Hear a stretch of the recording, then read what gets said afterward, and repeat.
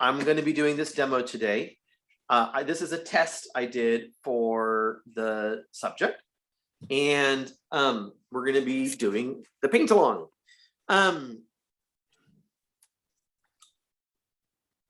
I'm going to do the painting in basically 2 washes. So we're not going to do we don't need to do a preliminary drawing, and that's mostly because, as I was saying earlier, it's a tree. So if it doesn't look like the tree in the photo, nobody cares. It's to express the light that you have. So I don't think you need to draw it ahead of time.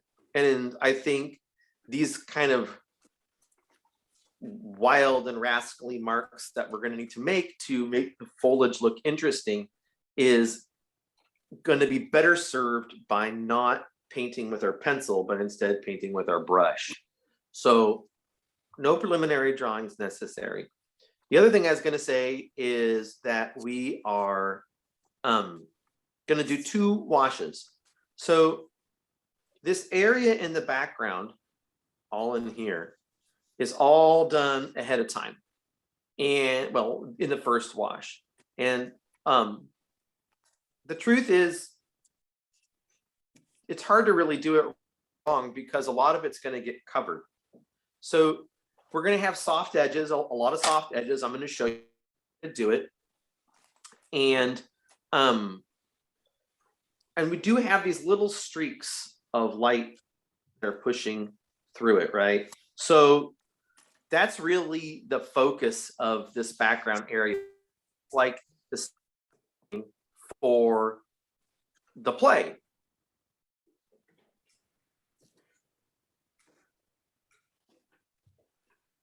There to help know, oh, they're in the distance, it's foggy, there's light coming through them all. That's really what it's going to be about. Then we're going to blow it dry, and then we're going to launch into the second phase. And behind this area, I did do, you'll see when we do the first wash, it's soft and yellow. So even behind the tree, we have some sort of color scheme that's helping us produce a sense of light. And then we're gonna push through the tree trunks. In here, you can see I'm playing with value. So we're gonna work on lifting paint with our brush, right? And then also like little streaks that we have in these other areas.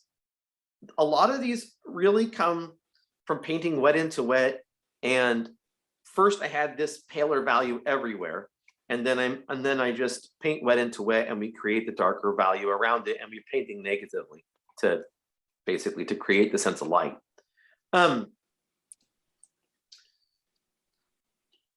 All of this is facilitated by wetting the back of the paper.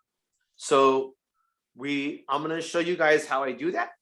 It's a little bit messy, but it's very, very functional. It's going to allow us to stretch the drying time for the paper when we're working. Has anybody done it before? Wet the back of their paper for painting purposes? Okay. Yeah. Yes. Okay. So wetting the back, but not the front. Oh, the back. Yes. I mean, oh no. Well, Okay. I just taped it down, so I guess I'm going to take you through it. So this actually, is before you start, could we go ahead and get our hair dryers so that we're not disrupting you later? Sure. And when we I get to should that not- phase, go ahead, Sam. And I should not have it taped yet. You I don't taped need to my tape it. paper. No taping. Okay. No taping is required. All right. Oh, no taping at all? No, Huh. Okay. Okay. no I taping. Don't worry. wet the back, but I didn't tape. I did tape, so I'll take the tape off. All right, and we will need a hair dryer, so we should have a hair You dryer. will need a hair dryer. Yes. Okay, let me go get it. Yeah, good idea, Fiona. Okay.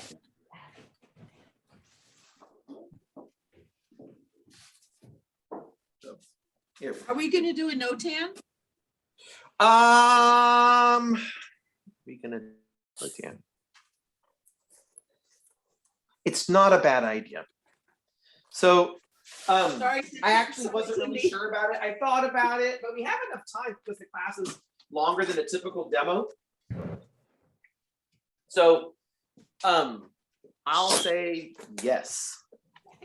All right, sorry, Cindy. Cindy didn't want to do a no tan, but it is probably a good idea, right? It is. It is. I'm going to show you guys. It doesn't have to take a long time, right? Yeah. And it's really about thinking purposes. So I'm gonna come around and I'm gonna share my screen. And you guys can see now the two photos, right? Yes. So I'm looking at, I'll be looking at this the whole time we're doing the demo, just to say. Of course, I have my reference photo. But I also have this painting here, and I have the one I just did before. And these are both really helpful because well, of course, the reference photo is helpful, but the earlier painting is also going to be helpful because it helps make clear what is the set of decisions that I made last time. So it's like a little roadmap or a little journal, right, of a journey. So that's helpful because it's like, cribbing notes from yourself. So there are all these trees in the distance, but if I was really making a notan, they're not very important. And you can see that because the decisions that I made are represented in the first go at the subject. So I'm gonna draw out my space, right? And let's see, you're gonna need, I'm gonna stop my share. And you guys are back now. But I do need to see those photos. So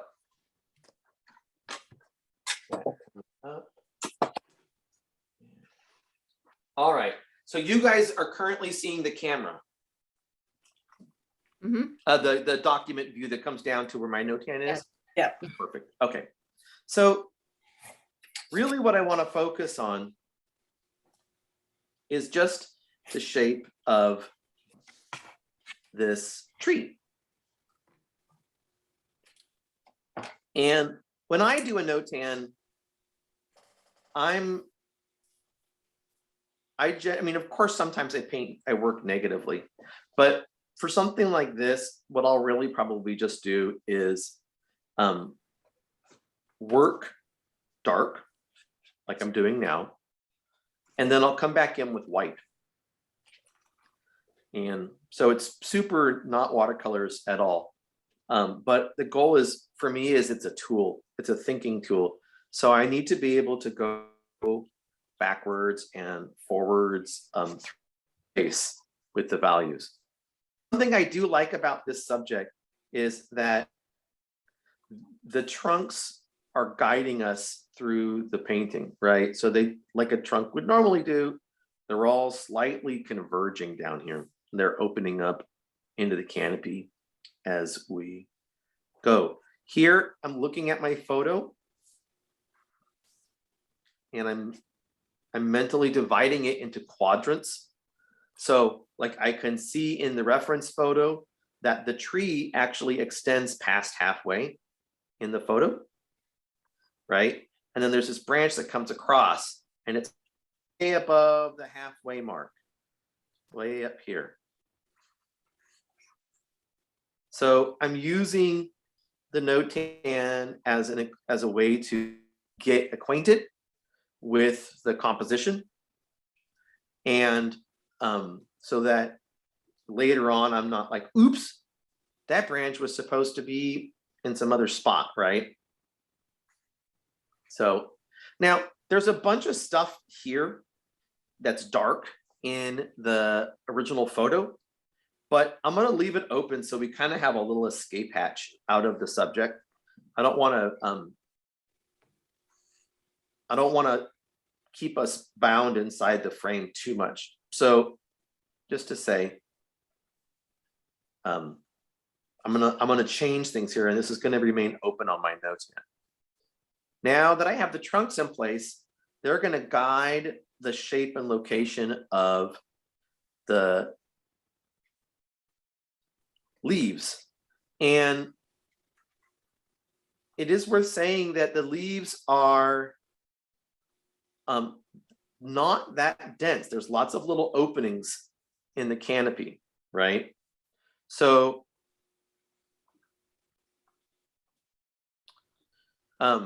that's going to be something that's important. Here is where we have the first boo-boo of my notan, which is that this needs to be bright. This is where the sun's coming through. So that's fine. It's just a notan. What kind of pen are you using? It is a Pentel brush pen. Pentel is the company. Okay, yes. Pentel. And it has a little cartridge in it. Oh, And you can take them out and put new ones in. Pentel brush. Brush pen. They're cheap, $10. Okay. And it has synthetic hair, but it splays. Okay. So Interest. it's lovely. It's one of those things that I was like, when I found it, Okay. it changed. It was one of those rare tools that changed the way Mhm. I work, right? It just Yeah. opened up new marks I didn't make before when I was prepping things. Huh.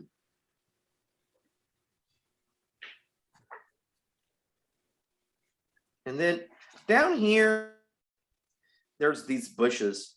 And on the original reference photo, they're not in it very much.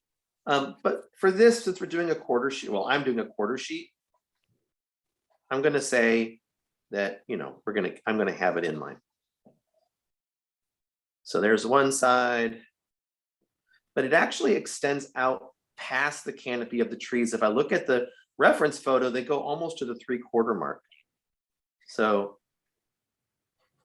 something like this.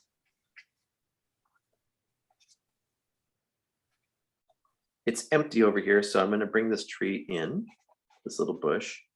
And then I might do something, I want to reference that the trees are in the background. So what I want to do as well is sort of locate mentally where the trees are going to start. So here's this little line, and it's going to help us sort of just know that there's a thing back there, right?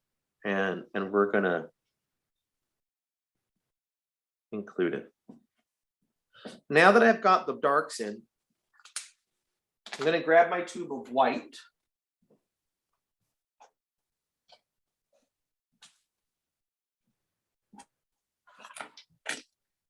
Now, I've painted this subject twice already, so of course I get the benefit of a lot of preparatory thinking.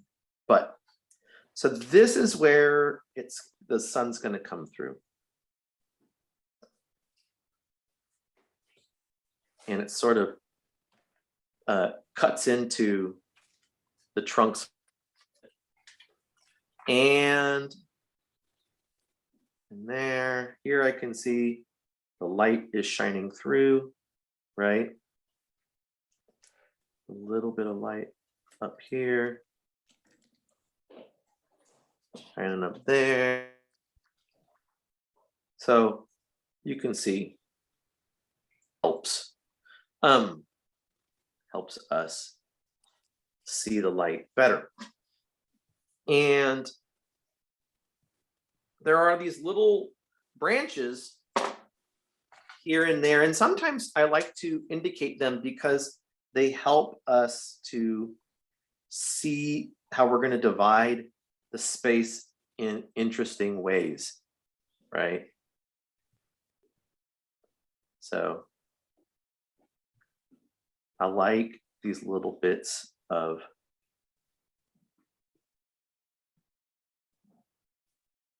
additional twiggy things. They're practically just little abstract things. They almost don't even read as a tree. but I find them compelling shapes. So here, there's little bits of foliage. And I think something like this is about adequate for me. I'm gonna go over to the Zoom window. Did you guys have any questions about what I'm doing for this for now? Yes, why did you put the white in since you have, how are we going, I'm not sure the function of the white since there's white paper. The function of the white is because I'm prone to making mistakes. So I think if you were able to do everything and keep the little edges just the way that you wanted, then you wouldn't need any whites at all. But the truth is usually when I'm making a no-tan, the process is a bit of a back and forth experience where I put darks down and then I figure out, I actually want, little highlights over here. And so I drop them in and now there's little highlights and then I think, and over here, the bush doesn't read right. It just reads like it's floating away. So I'm going to add some little darks over here to get it to read better. And I'll think, oh no, I needed more highlights over here. And so I'm going to drop some highlights in. So to me, it's a thinking process. And the thinking process usually involves a bit of back and forth. Sometimes I just nail it, but I don't always nail it. And Well, so I saw you put white on spots were totally white, like up at the top. up here, Yeah. we're not as zoomed in as probably we should be, but they weren't actually on top of just white. They're on top of little bits of foliage and things, and I was sort of knocking them back a bit. Okay, thank you. That's useful to get the process because now you see which are the parts that are going to be obliterated by that stream of light. Right? Yes. Mhm. So, sometimes folks are like, well, that's not very watercolory, and it's not. It's definitely a bit more like acrylics or something. So, where we're going back and forth between the lights and the darks. So I am going to rinse off my brush.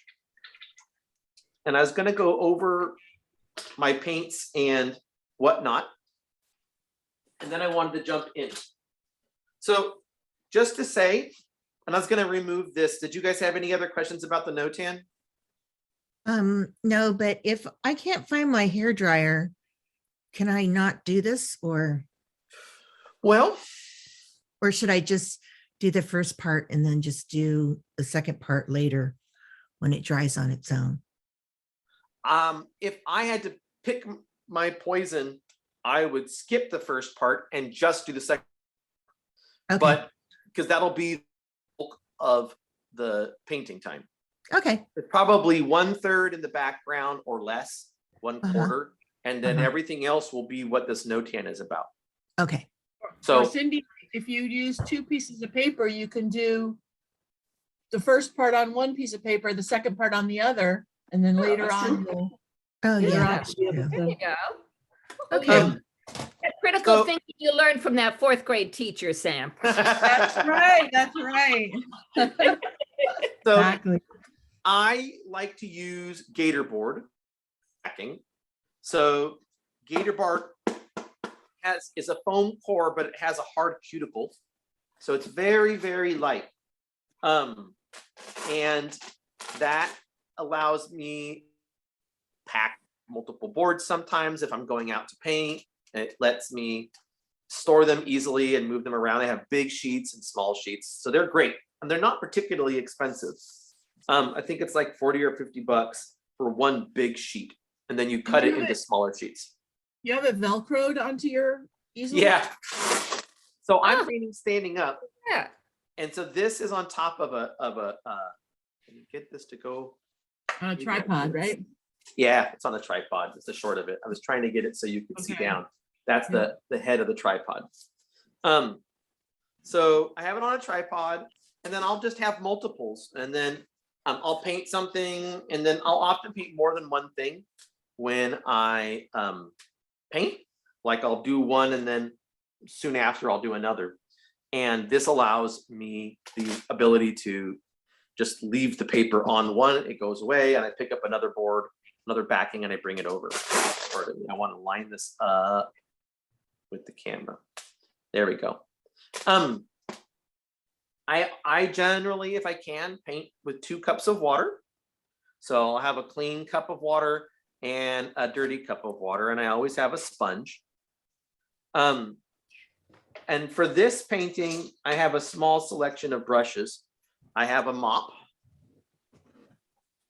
and I have a synthetic. It's like a 1/4 inch round, and I have like an 1/8 inch round, and then I have it's called a reservoir liner. So this is a fancy brush. There we go. You can see it better backlit. It has synthetic hairs that are at these tips, so they're very bouncy and come back to a point. But here at the belly, it actually has natural hair, so it holds a lot of water, but it makes a very fine springy line. It could be nice for branches and other things. It's not essential, but it's nice. And then I also have another brush, which is not essential, but also nice, which is a Chinese calligraphy brush. And it actually is a flat. So if I turn it sideways, it's thin. And if I turn it this way, it's flat. It has a cutoff tip. But if I roll it, it'll have a point, a relatively reasonable point. But it's natural hair, so it's very floppy, makes lots of interesting lines and marks. It's sort of like has a little bit of the extra water and floppiness the way that a mop does, but it doesn't have as much water as a mop does. So it's a little bit like a cross between a synthetic brush and a mop. That's how I see it. That's how I use it. And you guys have the list of the paints because that came in the email. And then I need a rag. So I'll have this rag on my shoulder while I'm painting. It's where I daub off my brush a second time. Sometimes it's not daubed off enough in the sponge. And then down here, I have just a simple tissue. And I'll use this to wipe off water around or on my painting to lift stuff. And then I also have, for the beginning process, a couple of more tissues, and I'm going to use these to daub off water around the edges of the painting. All right. I'm using Saunders Waterford. Let's move that over. There we go. I'm using the Saunders Waterford, but like arches would be fine too, right? As long as it's cotton, that's really what we want. And now I can see it's casting a shadow. Bad. So I turn the paper over, and I'm going to get my mop, and I'm going to start to wet the back. The paper will start to buckle. It'll bow is what it'll do. I'm using 140 pounds, so it bows a little. It's not an immense amount, but it bows. And it is, as I like to say, it's wet, wet, wet, wet, lots of water. And I'm going to cover, I'm looking at the paper to see that it is got that shine that indicates that it's wet. And what I'm going to do, go back to the back, there we go. What I'm going to do is wet the back.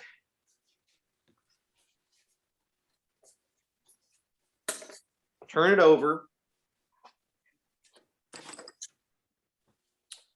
And then I'm going to hold it down.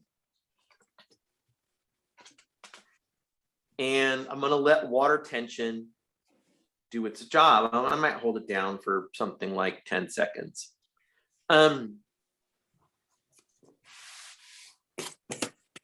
And I'm going to take those tissues, the extra ones. I've already made the first errant mark. So that's good. That's over with. A little bit of paint on the paper. So what I'm doing is sometimes there's little bits of water that get on the surface on the front. So I'm wiping them off.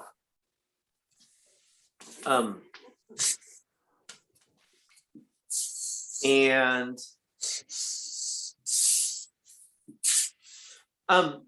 the paper acts like a sponge. It's gonna soak up water, and it will, so it's expanding on one side and not the other. That's why it's curling, right? And the surface will remain dry unless I wet it. And even when I'm going to do more water on the back, and it's still going to remain dry on the surface. So if I want to do dry brush work or whatever, it's all fine. It's all going to be dry.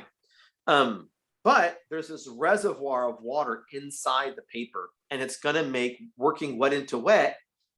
It's going to stretch the clock, and it's going to stretch time and slow down the clock so that we have more and more time to do things without getting cauliflowers and little wrinkly bleeding parts. So I'm lifting up one side. This usually takes 5 to 10 minutes, right? It's just got to soak it up.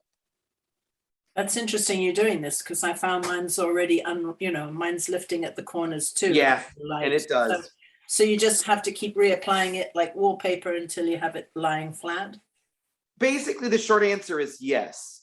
What I'll usually do 2 applications, and it just takes time. As it fills up with water, you should be able to feel that your paper is cooler because it's got water in it. Eventually, what I'm going to do is I'm going to, once it's full of water, we don't have to do it anymore usually. It'll be fine for the length of the painting, and it'll let things, the back will be wet an hour from now. So it lasts a long time once we fill it up. Also, once you start working on the front of the painting, that water will sort of like, it will stretch the front of the painting, the paper, and it will sort of equalize the water that's on one side with the water that's we've been, putting into the other side. So it's a big sloppy mess. That's okay. It's wonderful in my opinion, when I'm painting. It's very liberating to have the time to work wet into wet. So at this, my board is flat, but if I were to tilt it, water runs off the bottom, right? This water that's inside the body of the paper, and it's under the paper. And I'm taking a little tissue and I'm kind of cleaning off around the paper. You don't want a bunch of water trapped at the edges of the paper because it will creep up onto the surface of the paper. And then that tissue is kind of toast. I can't use it anymore. Let's see, how far down can we go? Pretty close to the bottom. So you guys see almost every single thing. There we go. Yep, and that's the edge of the paper there. That's the edge of we're real close. So for the first background section, I'm gonna I want to see my photos. So I'm going to come around here and put up my reference photo. So we're going to work on this section in the background. And I want it to have soft edges. Oh, and people were asking about tape, just to say, people were asking about tape earlier, right? So particularly in a studio, just to say, water tension is very powerful. So I can turn it sideways and the paper doesn't fall off. Mhm. So I don't really need any tape. I can even turn it upside down and it doesn't fall off. So the tape is the water is doing its job, is the short of it. And we won't need to, there we go. We won't need to tape it. Everything, and once we put the water on the top, it'll be flat. And it'll stay flat. So I have my reference photos now. I have a little bit of clean water, and I'm gonna mostly clean. I'm gonna drop some water into this area up top. This is where the sun is gonna be coming through the tree. And I'm doing that because I'm gonna, I wanna put some yellow in there, and I want it to have a soft edge. So I'm going, and I want, there's the top of the trees in the distance here, and I want them to remain, have a crisp edge. But down in here, I want it to have a soft edge. This is where you can see the light shining through the tree. So let's get cracking. I divide up my paint wells into a warm well, a cool well, a green, and then often a section where I do opaque work if I'm going to do anything opaque. And I like to I have like 2 wells of yellow. So I'll have a yellow for warm color mixing, a yellow for green color mixing, and this is actually cad lemon. So it's only for greens. It's right if I want something super vibrant. Can I ask a quick question about? Of course. So you put the water where the yellow parts are. I put where the yellow section is behind the tree, Okay. right? So only in that section, because I'm gonna put in this warm muted yellow. I'm mixing some cad yellow light, a tiny bit.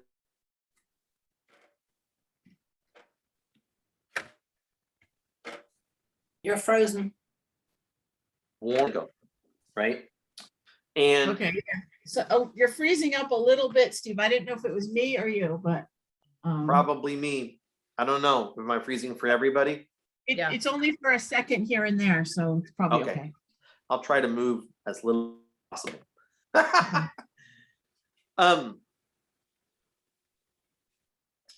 All right. Green in the background.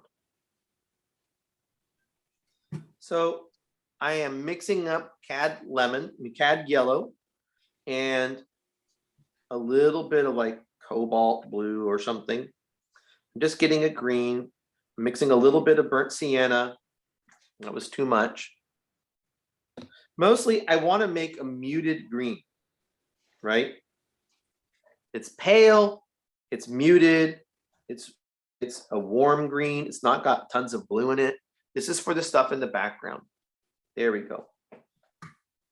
Now, I'm going to define the edge of the tree, and I like to use kind of the edge of my brush when I can, because it lets me get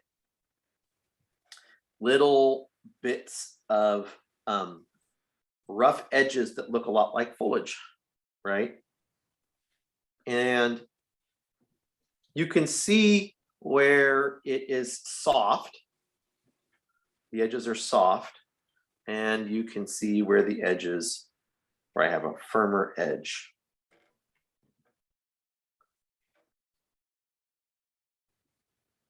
So at this stage, I'm not worrying too much about the light effect.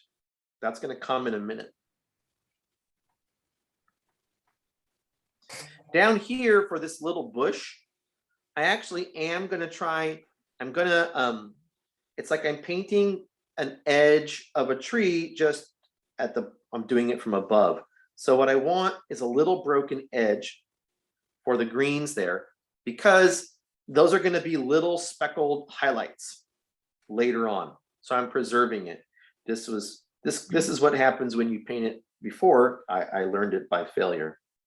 Did you have your paper wet before you started that green? I had it wet here in the middle. Okay, but not there in the green part though. And this side over here, all dry. Okay. So I only wet this area where I wanted to have a soft edge. And all this section over here on the right and the bottom, it's all dry. Everything on the surface is dry.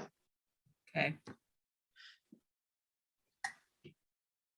Now, there's another tree and it's over here and it's a little sunny, little washed out sunny green. So I'm going to get more yellow, a little bit of cobalt blue. It's kind of a little bit of maybe like cad, lemon. Let's see. That is not sunny enough.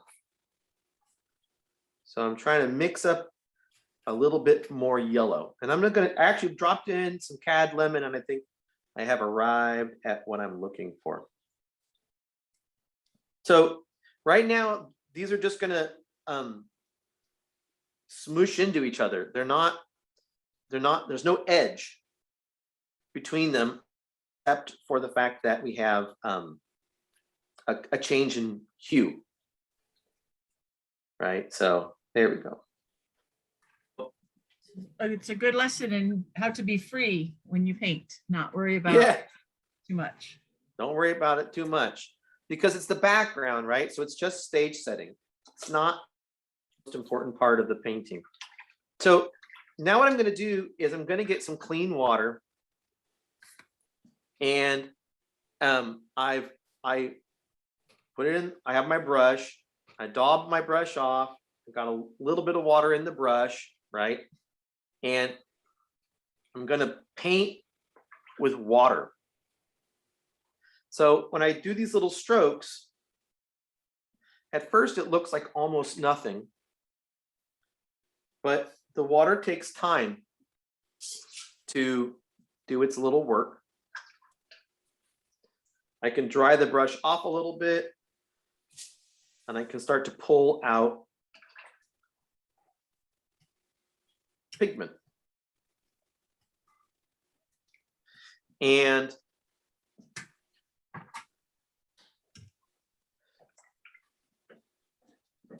now what I'm going to start to do, there we go, is add in pigment to make certain areas slightly darker. So here I've got like ultramarine blue and a little burnt sienna, so I'm mixing up a gray. And that kind of gives me my value. And now I'm going to mix a little bit of cadmium yellow into it. And a little bit more blue. And it should be a little bit darker than before. And what I'm going to do is I'm going to charge into these areas a little bit of pigment. I'm going to drop my brush even more.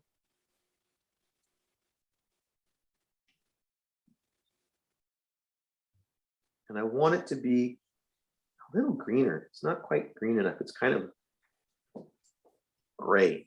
So let's get a little bit, drop off my brush. I'm painting here with like the side of my brush.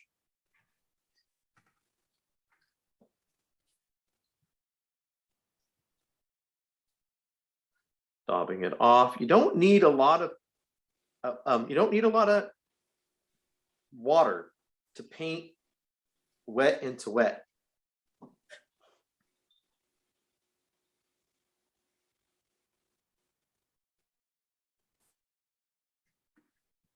Now down here, it really does get darker in the reference photo. So I'm gonna mix up more like ultramarine blue and burnt sienna to get a nice dark value. I'm gonna grab some more, too much, cadmium lemon. So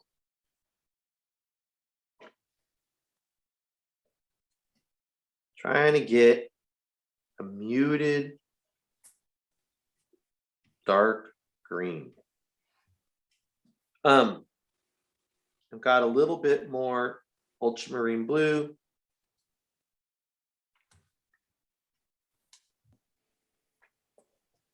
Daub it off. I'm gonna bring it in here. And right in this area, it's kind of funny, but we're really we're almost not even painting the tree. We're just painting the form of the light in the air, right? Like it's foggy enough that we are getting some body to the air, some mass. So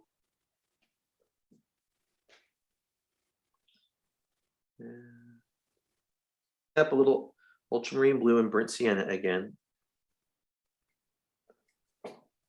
And then the photo, I can see that this is darker, right, than the area up above. Like this is brighter here and it's darker down here. So Right now, we're not painting any trees and branches or anything like that. We're just painting the background. that's right. Okay, Everything in the background. Well, these are trees. So these are trees in the background, okay. right? So the Yeah. sky in this is white. We're not doing any sky. Okay.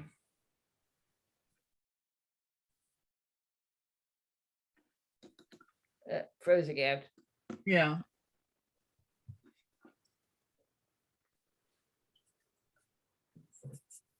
Uh-oh. Yeah, oh.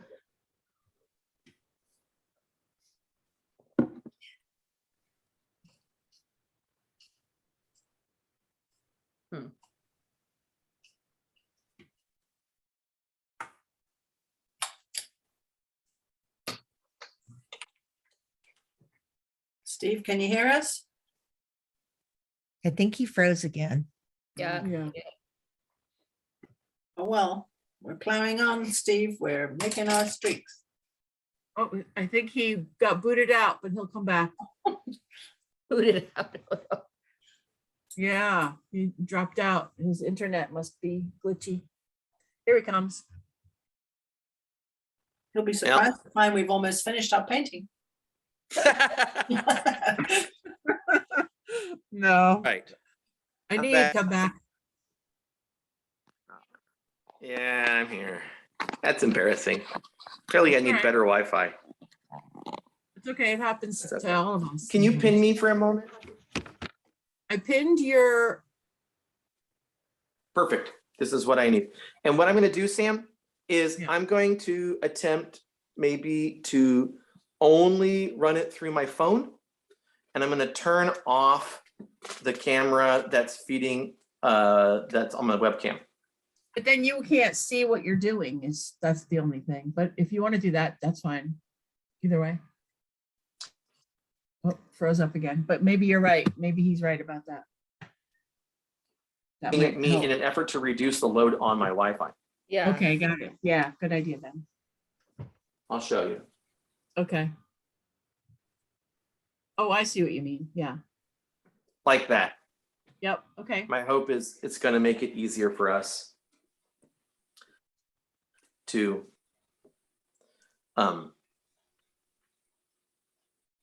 keep the load the way we want it to be. Okay. Okay, so I'm forming the edge of the trees a little bit here with the extra paint that I'm going to put in here to be the dark. I'm going to show you. I'm looking at how shiny my paper is. I'm just checking if it's drying out or not, but it's okay still. Because it's amazing how you do this with no blooms. Right, and a lot of this really helps because the back of the paper is wet, Mhm. right? Yeah. But my brush is pretty dry. So when your brush is dry, it's easier to paint wet into wet and have a little bit of control. Here I'm going to paint with the side of my brush just to give that tree like a little bit of texture. And we're getting close to what we need for this area. Here down at the bottom, this has to continue. So down here, it's worth saying, you know, normally if I was to have done this, you'd have a line when you started to paint again, but the amount of water that is on the inside the body of the paper allows us for this freedom to come back to it, right, later on. So I'm mixing up burnt sienna and ultramarine blue still. And a little bit bluer, more blue, more blue. There we go. And a little bit of green. And I want this to be dark down here.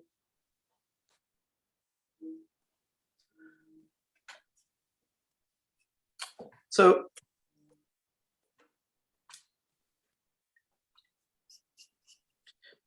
when I paint it in, it's gonna the water takes a moment for it to arrive at what it does. It's not like making a dry brush mark, right? It takes a moment, and it continues to paint itself after it's done. Up here, I can see that the water I laid down originally to have the yellow have a soft edge was connecting too much with the little tree in the background, and it was blossoming. It was following the water is what it was doing. So, all right, and then down at the bottom,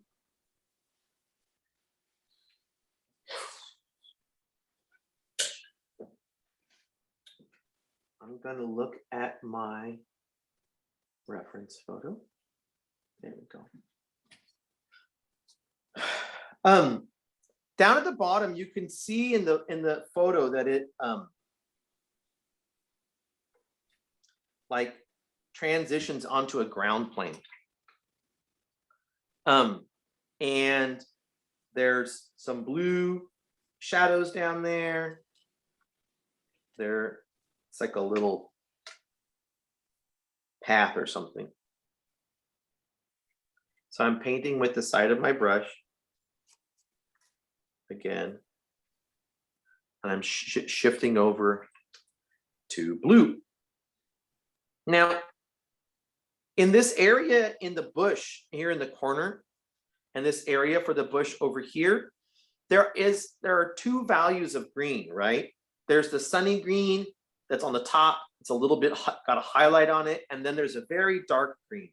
So what we're going to do is make a kind of sunny green. So more yellow, little bit of burnt sienna to knock it back and mute it a little bit.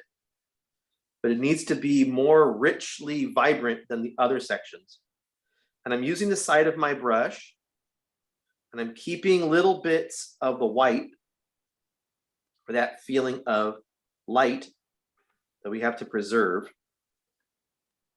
right? Before I'm going to descend into this green. So this green that I'm putting in right here at the bottom, it sounds weird, but it is going to be the highlight on this bush in the future, right? I'm going to go back over this later, and I'm going to make it have a darker shadows. And what right now seems kind of like a dark green, it's going to dry paler. And this area, these will be the highlights in that area. And then over on this other bush, I'm also going to do this same experience. So I'm going to grab my green. I'm going to save a few highlights. I can always paint over the highlights later, right? But if I don't save the highlights now, I'll never have them to paint over.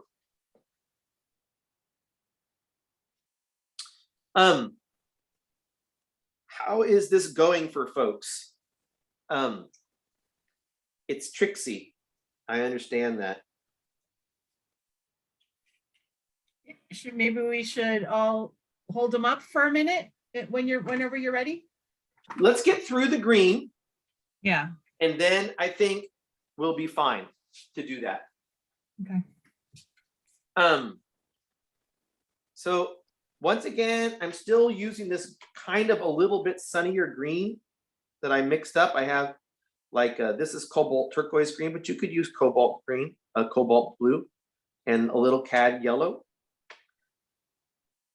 And it is a sunnier green, right? It's got more yellow in it. It's more vibrant. And this is going to be the highlights on this bush at the bottom. Later on, we'll come back and we'll put in a darker value on top of it. And then pretty much after a little while, it's all just the green, because everything else is going to be this darker value. Now, there'll be little bits where we'll have, you know, the texture of the paper shining through, and I don't mind that. So I don't need to have all the pieces of the paper covered by this. Because when I come back later, don't forget, I can add those kinds of things then if I want to. I can always fill it in more. That's easy.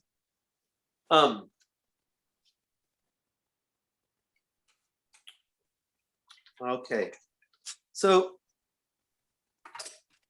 by this point, what we've got is these trees in the background with the light shining through them.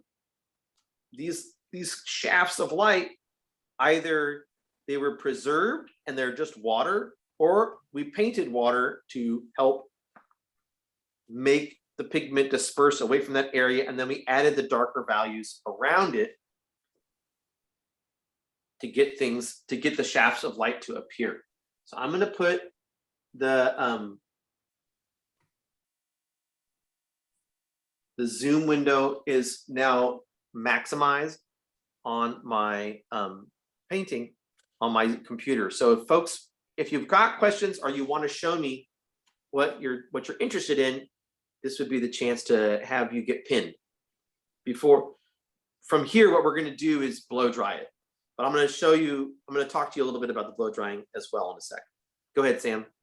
What do you think? Okay. I'll show mine first, I guess.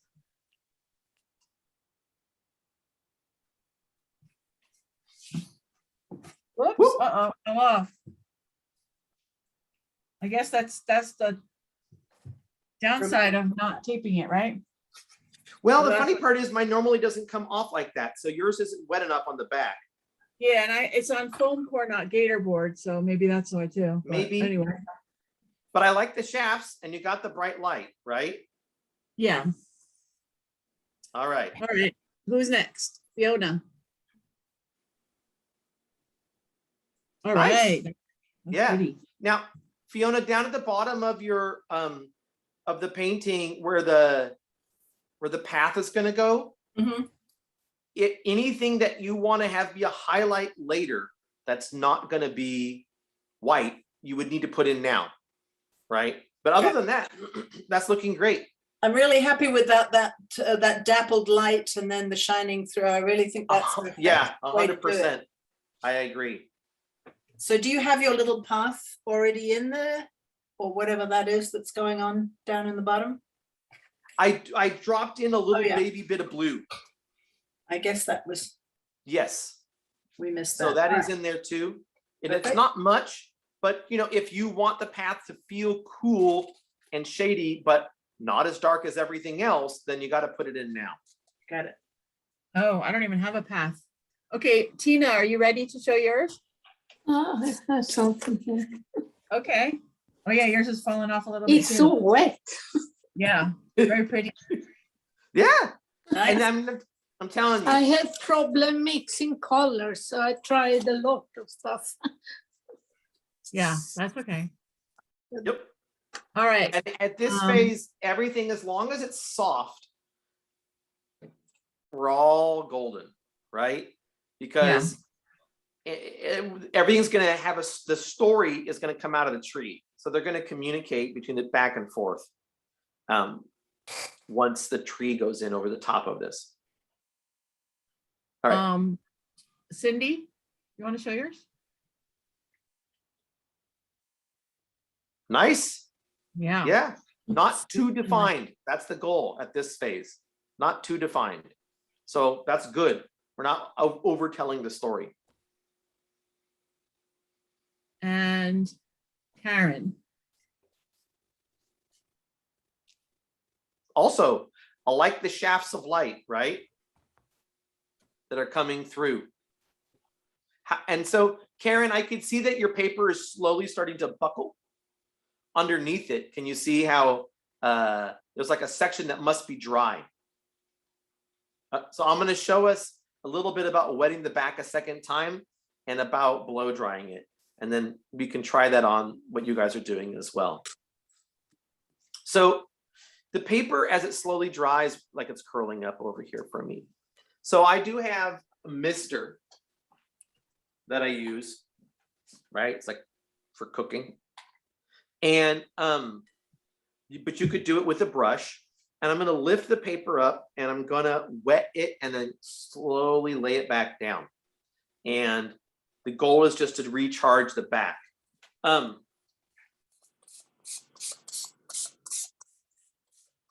nothing easy about it. There's lots of ways you can, you know, your water goes on the front, you make a mistake. I mean, right? If you guys haven't tried it before, mistakes are gonna happen. It just is the nature of it. So I'm trying to get that to lay down flat. Flatter. And then do the other side. And there we go. So the water likes to move downhill, and I have my board very, very gently tilted. And so if I take the board and move this, you'll see. There we go. Like lots of water is dripping off. I actually have a towel under where I paint. So, and we need to let that water leave or it's going to creep up. So I'm taking my tissue. I'm wiping it down the edge. Here I got water on it, but I don't care. It's in a corner. Wiping off the extra.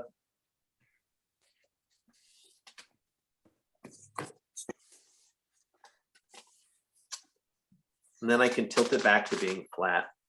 And it'll help. If the paper's curling up a lot, it's probably because in the beginning there wasn't enough water on the back. So if you were to try this technique again later, that would probably be the thing to change. Did you spray the front at all? No, Okay, just the back. definitely not. That's what I thought, okay. If you spray the front, you'll get speckles and other problems, right? So, or it'll dissolve edges that you wanted to have be hard. So this area in here is matte. It's a matte shine to me now. It's not shiny. Maybe if I turn it sideways, can you see? No, we can't see it. I can tell. It's not all shiny though. So now it's that like painting wet into wet is done in that area. If I try and paint into that area, I'm gonna get this effect, cauliflowers and things. That's where the water dropped in. So I'm gonna let this area remain as it is. And when I blow this dry, I don't need it to be bone dry, but it has to be dry enough to the touch that when I paint on top of it, I'm gonna be able to have an edge. So the paper should feel cool to the touch right now, even where it's dry on the surface, because it's got all this water inside of it. And what we're gonna do is blow dry it enough so that I can't lift this paint that I have down here, because I need to be able to paint the tree on top. So I'm gonna go and I'm gonna push mute and I'm gonna blow this dry. It won't take more than probably a minute or so. And then I'll come back. And if you guys wanna blow dry your stuff, this would be the time to blow dry the front.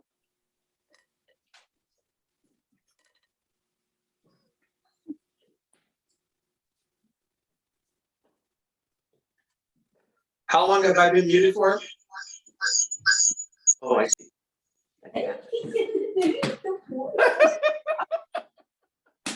I want to. Oh, I see the problem.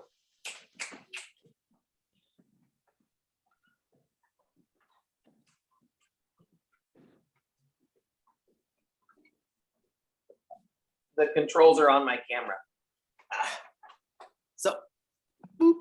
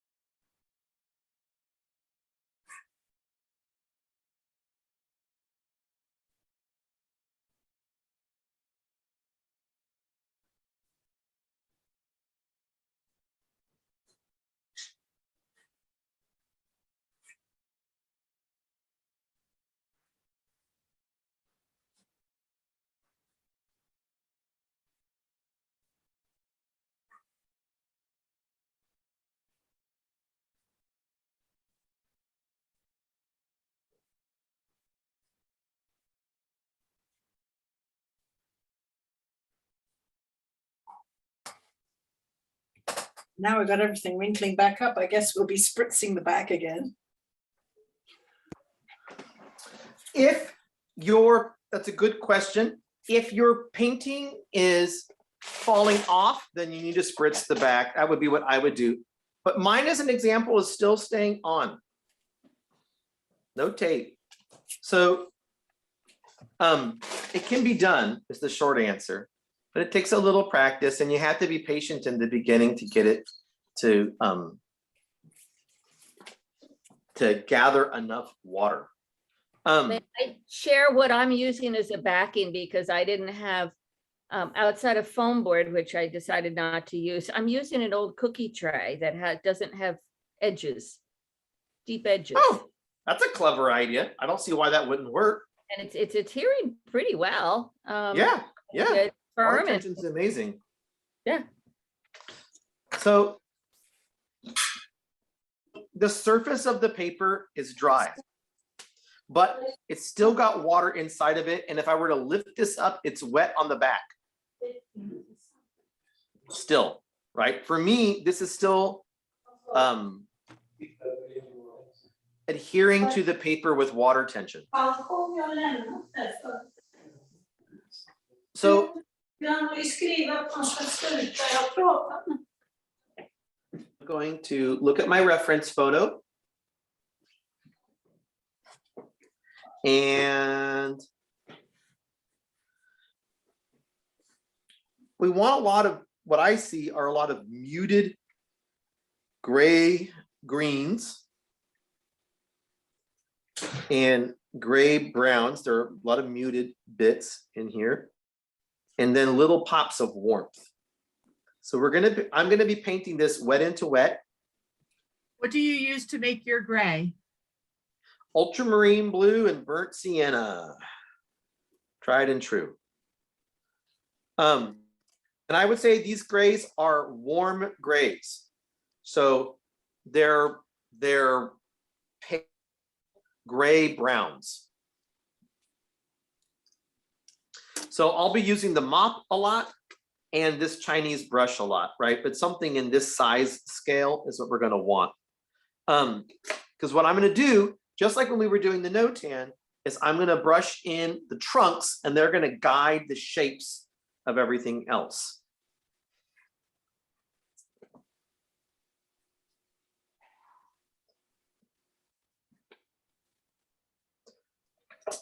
little big. That's okay.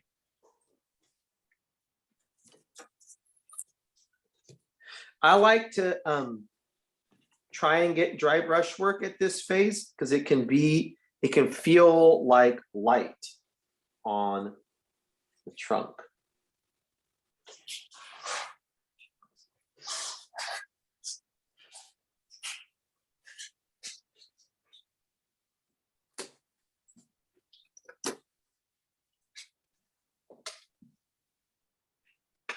I'm gonna use some of my greens.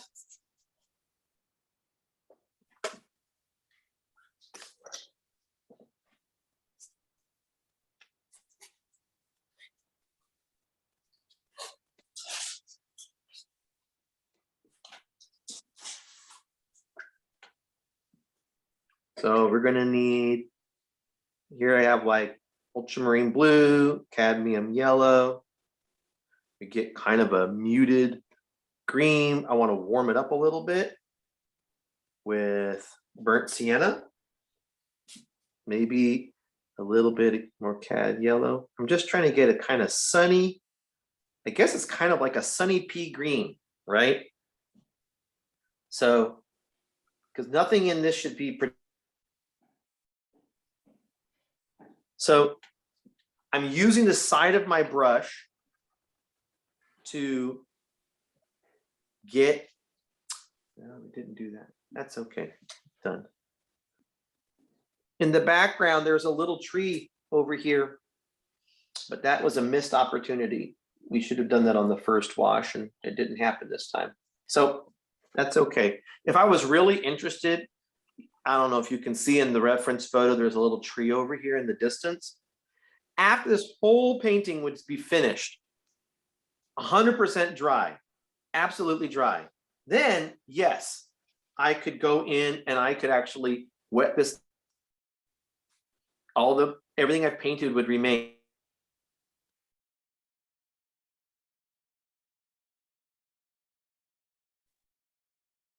There if I want. It's too late to do that now, so it's just gonna have to be, it's gonna be green blue, cadmium yellow, burnt sienna. So I'm getting more water because when we get up in here, it's going to be, areas of it are going to be paler, although it's pale already in my opinion.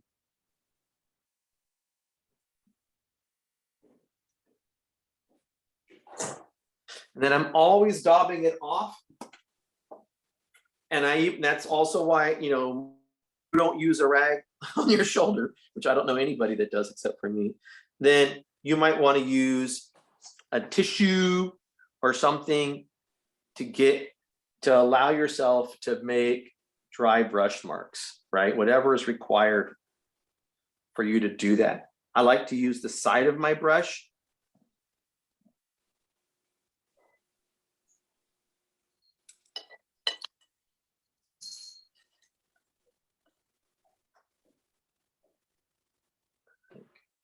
But usually if we're having problems where it's filling in too much, it's because you have too much water. So the trunk is pretty pale still. I'm gonna warm it up. So I have burnt sienna here and ultramarine blue, and I'm making up a warm gray. And then I can go in and I can start to paint wet into wet. I can start to paint some of this trunk on one side. And it'll give it a little bit of mass, but it'll also not feel too substantial, right? We're building a foggy scene. And then just like before, I can start to build little darker values into it. And I'm gonna paint these. They're all, of course, coming from where the sun is shining through. They're like a little ray. And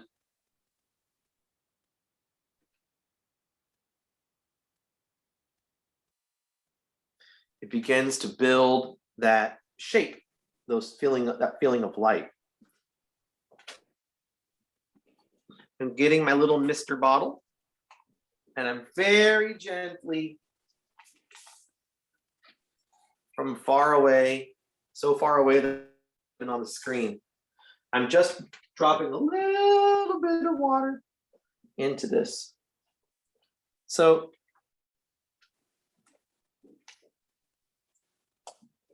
let's get this other trunk.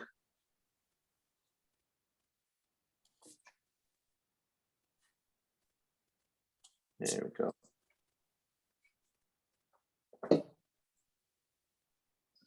And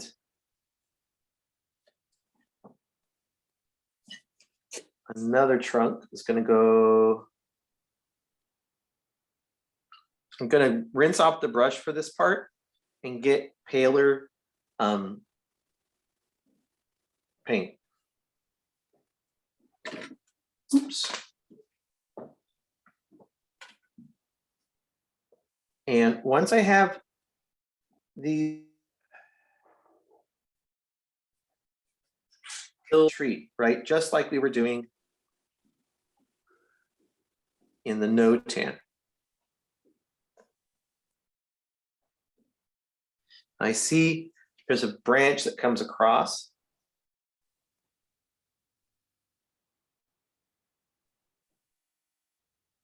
Another thing here.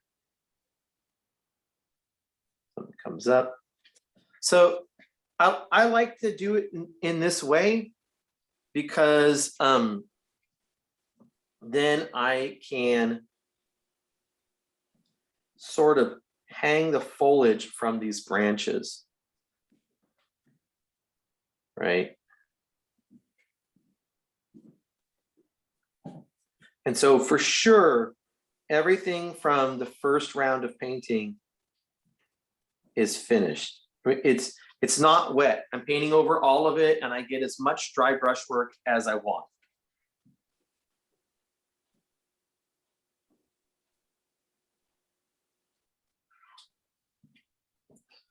So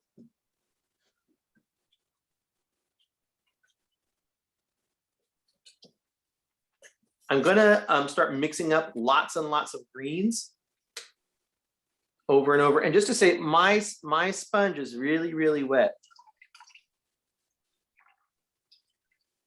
I'm squeezing it out because it's not really taking any water. But so when we're painting wet into wet, in my opinion, it's worth our time to daub off the brush as much as we can because it's going to help our control. I think a lot of problems come, at least when I was learning to paint wet into wet, a lot of problems start when we have too much water on our brush, right? Like when we're painting normal painting, not wet into wet, you know, you have to put a lot of water on your brush sometimes because the paper's dry. But if your paper is wet, it's carrying lots and lots of moisture from the get-go.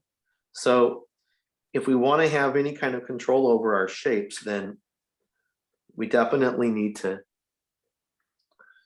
daub off our brush a lot. Best tips today. I'm sorry, were you asking me a question? No, I just said to not have too much water in the brush. It's a good tip. Yeah, it helped me. I was definitely having a lot of problems.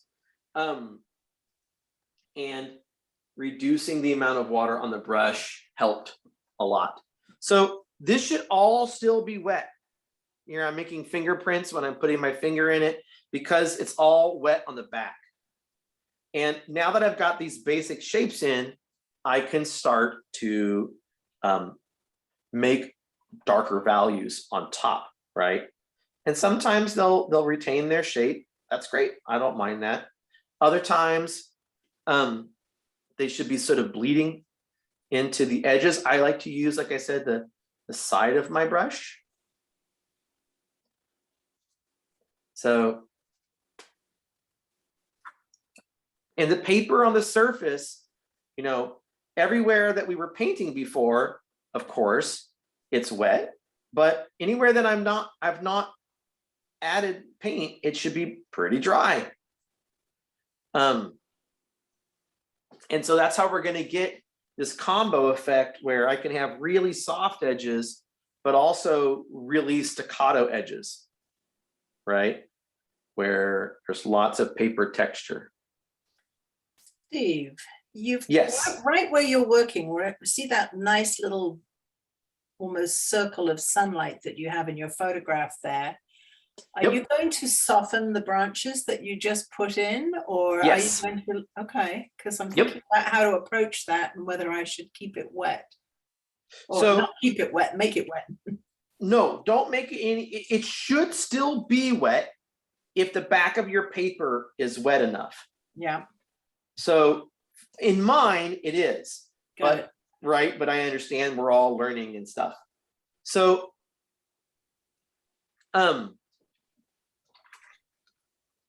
so for example, I want to get this area around the corona sort of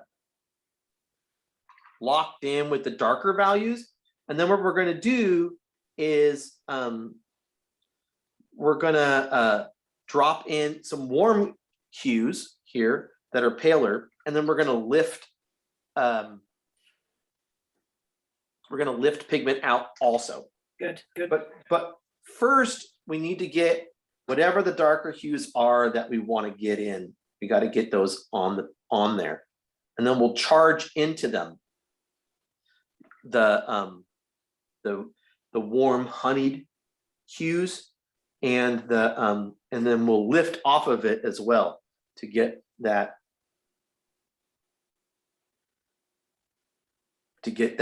glow. So here we go.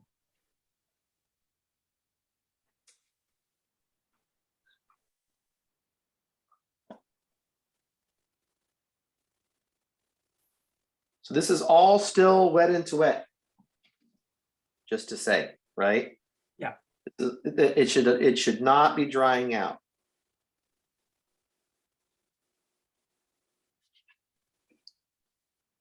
Grabbing some of my sort of green mix. I'm not too finicky about what the exact shade is, partly because I'm gonna, once I kind of got this shape, right, which looks very much like the Notan, then I can come in and I can start to work wet into wet inside the shape, because it'll stay wet longer. And once I've got it wet in that area because of the back. So I'm most interested in getting the shape of things in place first.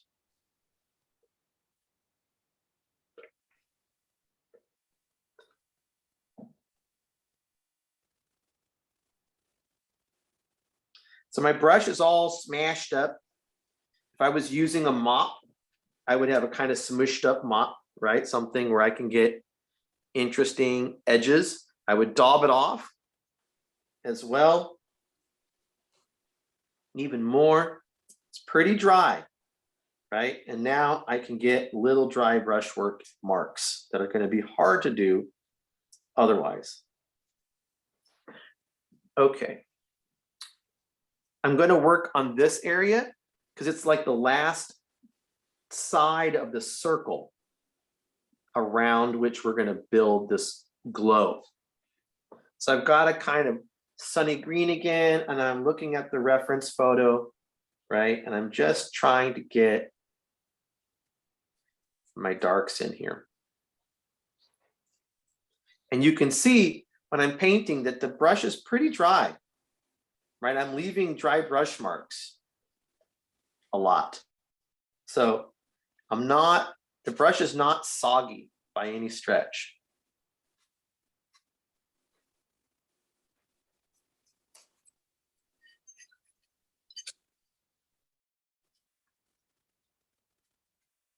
Okay. There's a whole bunch of stuff over here on the upper right corner, and we're gonna do that, but it'll be later. Because it's not important to do it now. It doesn't connect to the other shape.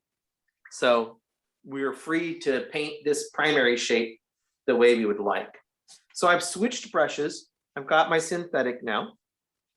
And that's because I'm going to be picking up water and I'm going to be charging it into the areas that we've painted. And I need it to not deposit a lot of water when it does it, and a synthetic simply carries less water. So at this phase, I'm dropping the water in, and I can see my surface of the paper is it's not shiny anymore. It's up top. It's what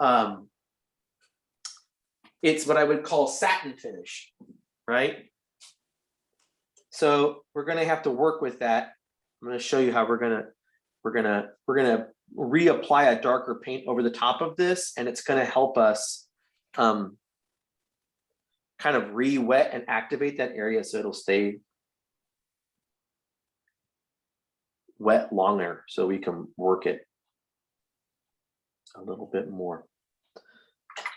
Okay, this area here in the middle of the halo, I want everything in that spot is going to be very pale and warm, right? Like the sun is pushing through it. So it's so pale, it's mostly water on my brush, right? So you can't quite see what you're doing, but are you painting yellow over the tree, or are you softening where you have that tree? So what I'm doing is I'm painting yellow into the tree, but I'm also painting a very pale bits of yellow in the middle of here. They're the little branches and things that are getting blown out by the sun coming through in that area. Yeah, that blown out is just such an effective look at what you've done already. Right. So I'm just make sure get everything onto the screen.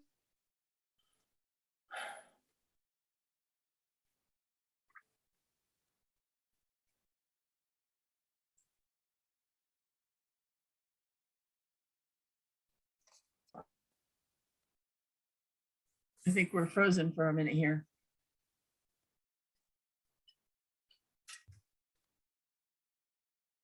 Can anybody hear You me? guys hear me okay? Okay, now we can. You had a glitch. Yep. Sounds like it's time for AT&T to come and save the day, because it's making my job harder than it needs to be. Yeah, truly. Sorry. I've heard a lot of people Apologies. complain about AT&T. Well, okay, maybe it really is time. So I'm charging into this area. I have this little synthetic, This is working great. and I'm just, I'm doing it on the inside of the branch, right? So that it looks like it's coming from the direction of the sun. It's warm because it has a little bit of the, the honeyed paint in it, but it's not a lot, right? It's primarily water. I'm grabbing a little more cadmium yellow. In between I guess, could you backtrack a little bit? I think I got distracted when we couldn't hear you. That's What are okay. you doing now? I'm taking a very watery mix of like cadmium, yellow, and burnt sienna, Uh-huh. and then I'm daubing off my brush, and I have my synthetic, and I'm going in to the areas where I want to have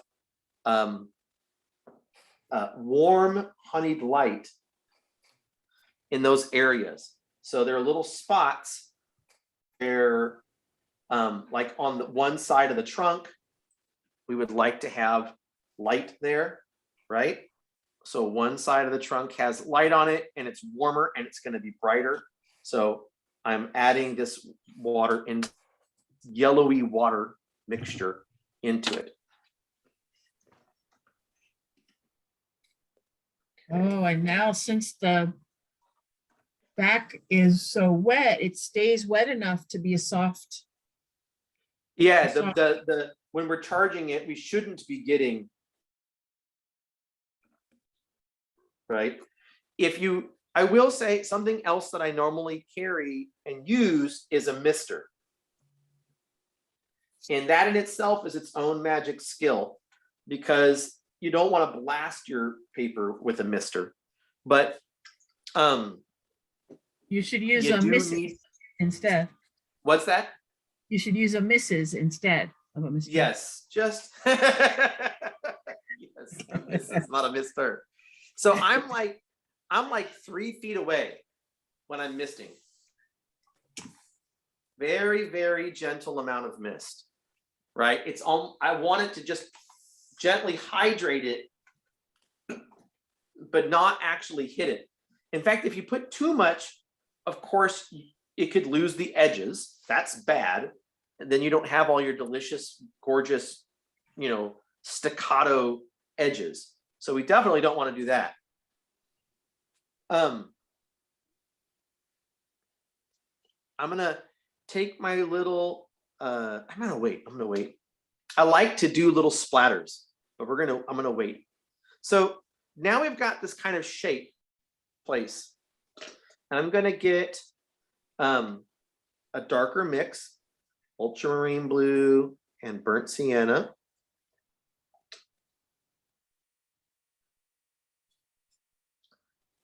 And to start popping in these big, bold darks. I'm going to mix it up with green. So I've got this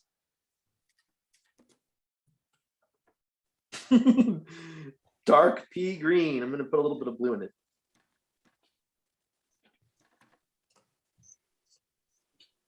This area down here has to be dark, or it won't read as sunny and bright in the other areas. So, like I said, I'm not putting a lot of water on the brush.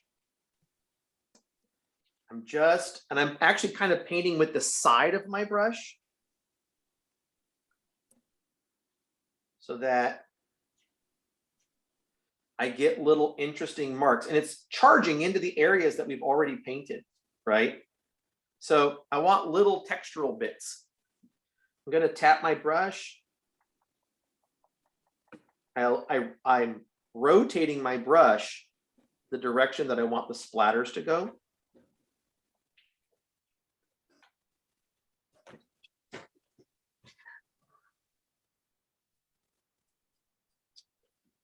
There are little areas like this area here. And in the photo, they're very pale. So I'm not gonna do it in the dark. I'm gonna wait a moment, and I'm gonna drop in a light valued section. So down in this area, it just needs to be dark. I think in the photo, it's really hard to tell. It's too dark, right? It's just a photo. It comes down to the top of this little bush.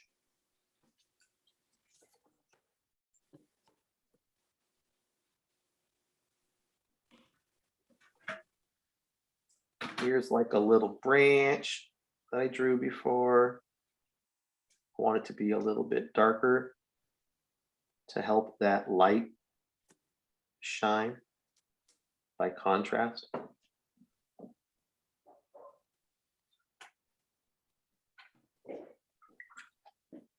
Okay, so I rinse out my brush. I'm gonna grab that watery yellow. Yeah, it's 2 o'clock, we got time.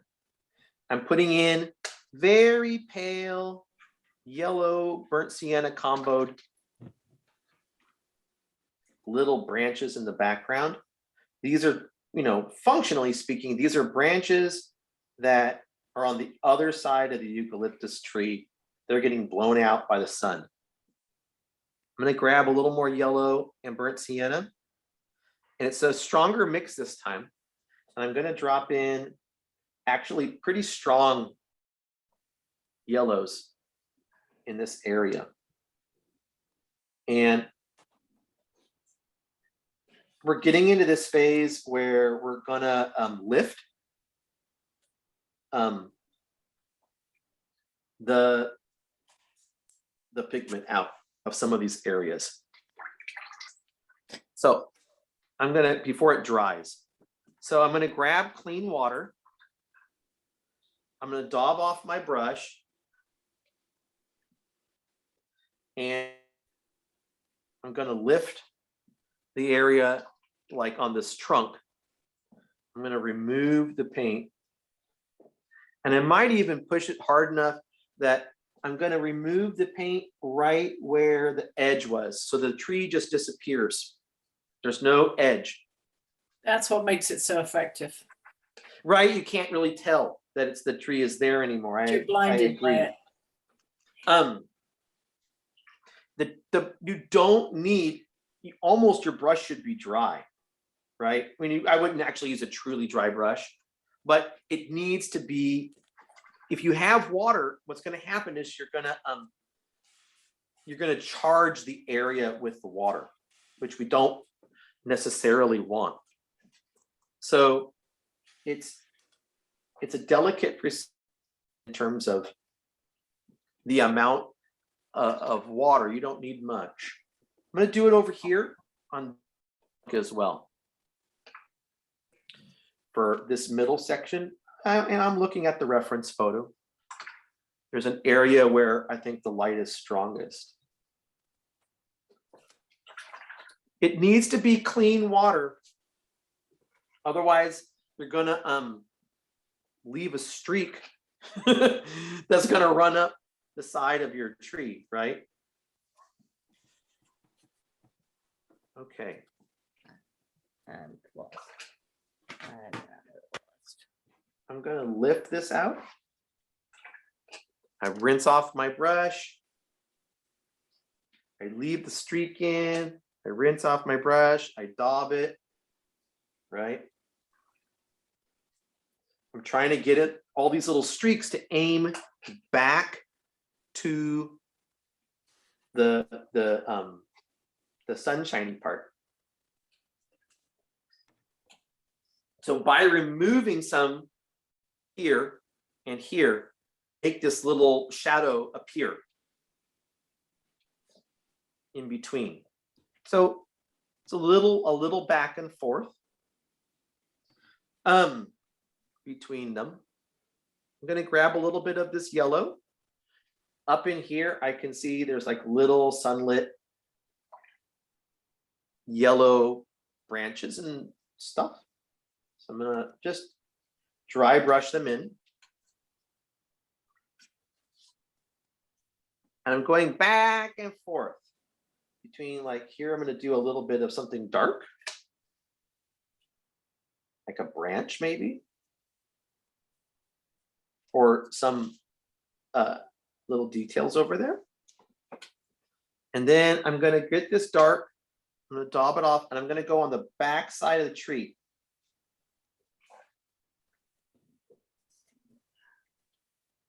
To help kind of accentuate that shadow, right? Just a little bit to push the feeling of light. Here, I can also do it. And it'll help separate the trunk from that foliage behind it. But everything should still be wet, broadly speaking. The paper should still be cool to the touch, and that's what's allowing me and all of us to, you know, paint it this long, to work it for this long.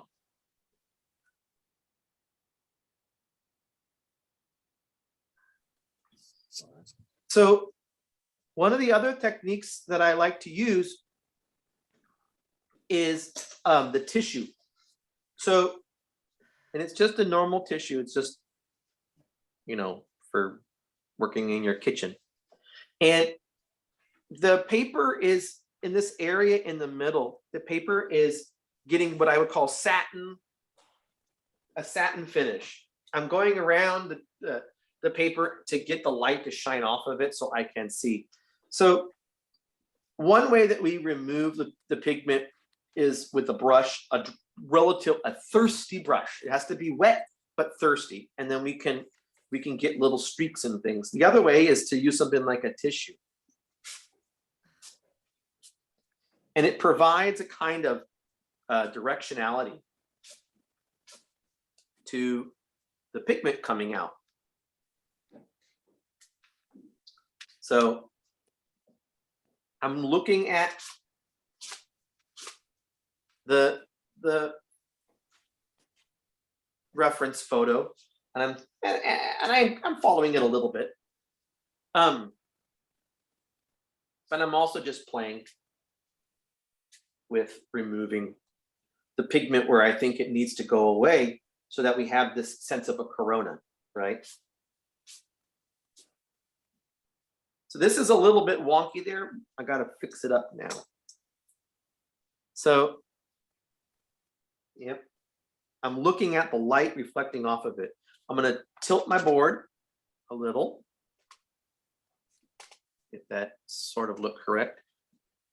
And I need to get more darks.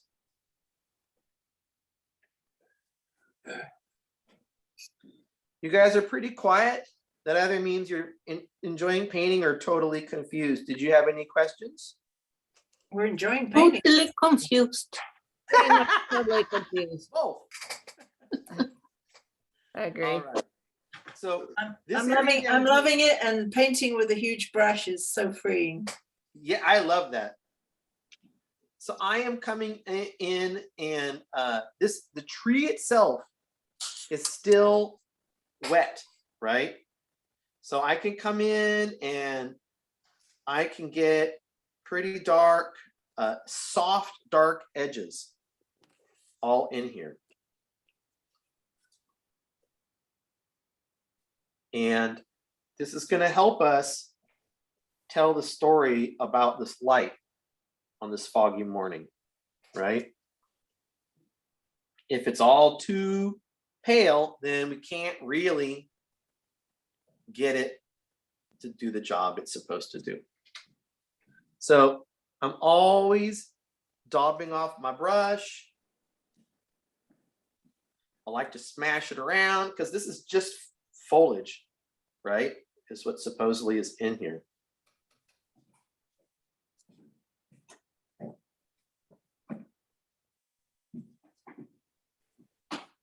And then I can do fun stuff. In this previous version, this effect here is done by, I paint this darker area first, and then I'm going to charge the area at the top with like that yellowy water that I was talking about before, like it's not really just yellowy water, but I don't want a lot of pigment in this little mix. And so I'm going to come to the top. I got a nice wet brush. I'm not daubing it off. Okay, I'm daubing it off, but just a little. And then I'm going to come in here. My paper is tilted. More tilt. And we're just going to let it run.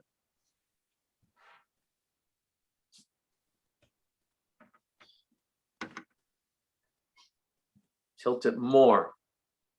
I know it looks funny for you guys, but What color is running? Is it almost a black that you have? No, the yellow, the yellowy, very pale yellow mix that we've got, that's what I'm daubing into the top of this area.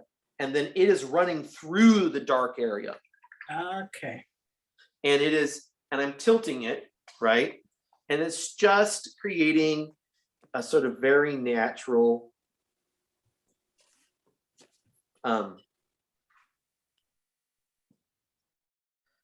dispersal of pigment downhill. And it's just a nice and additional way to show light. So I'm grabbing that yellow with a little baby brush, and there's just little areas where I'd like it to be paler, not only yellow, but pale. I'm just dropping in little bits of areas where I want to feel like, oh, there's a depth to this tree. And on the other side of it, we have light coming through. I mean, it's hitting this other side. This is actually connecting, trapping a bit of that light.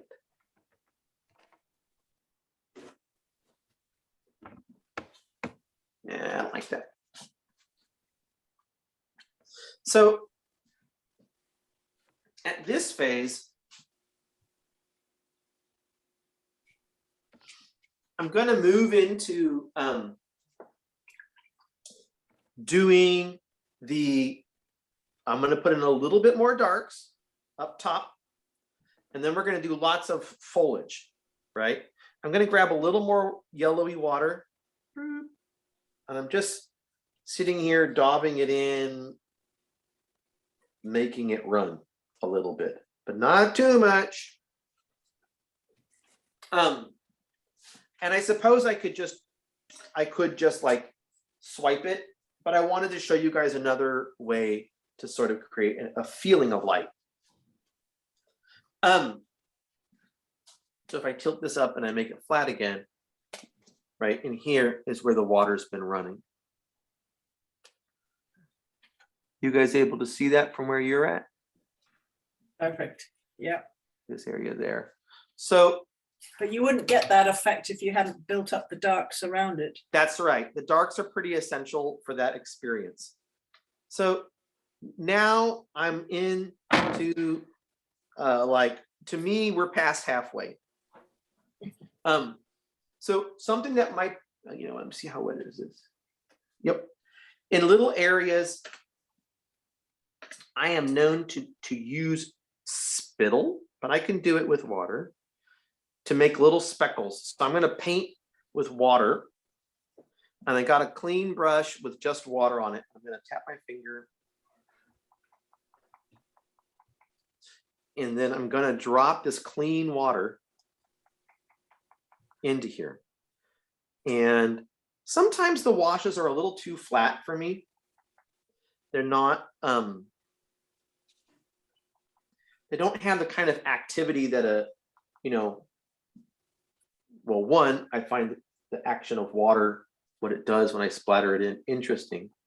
But also I find it's a reflective of a beautiful space in real life, which is that there's a little delicate bits of texture. Things that would be hard to paint with a brush. Maybe it's a little leaf or a little that's blown out on one side and dark on the other, or it's a little knob in the trunk or whatever. But I like this idea.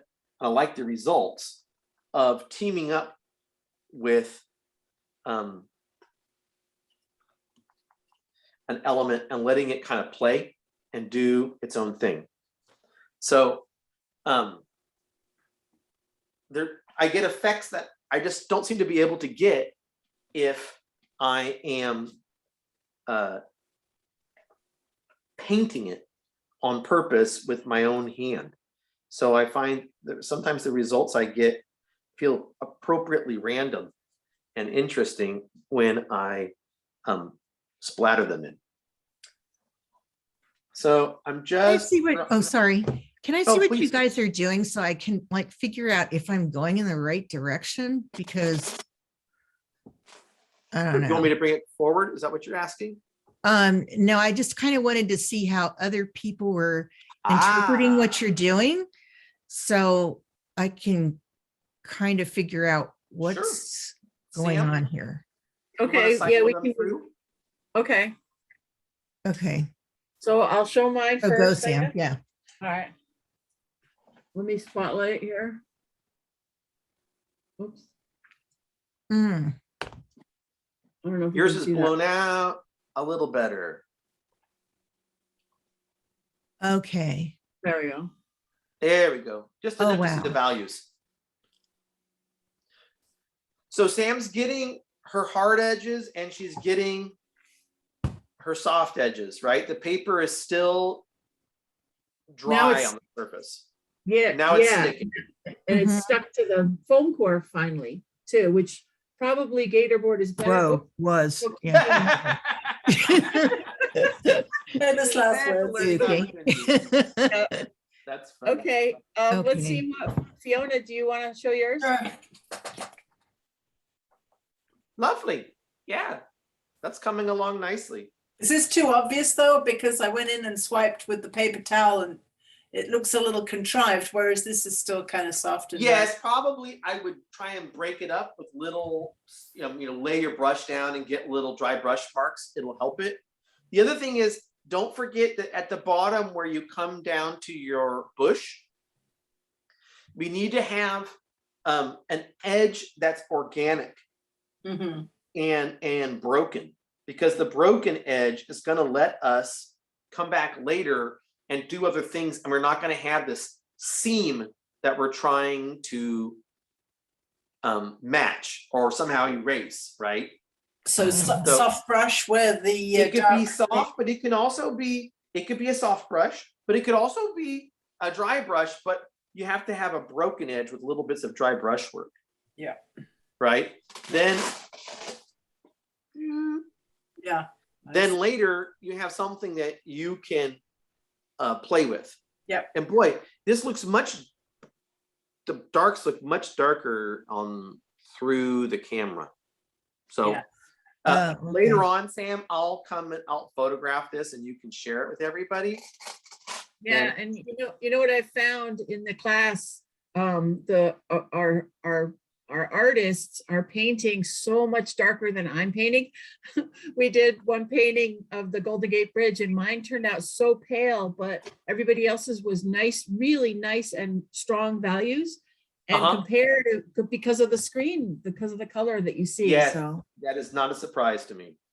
so Karen, do you want to show what you have? Yeah. Oh, wait, my mouse stopped working. Let me plug it in here.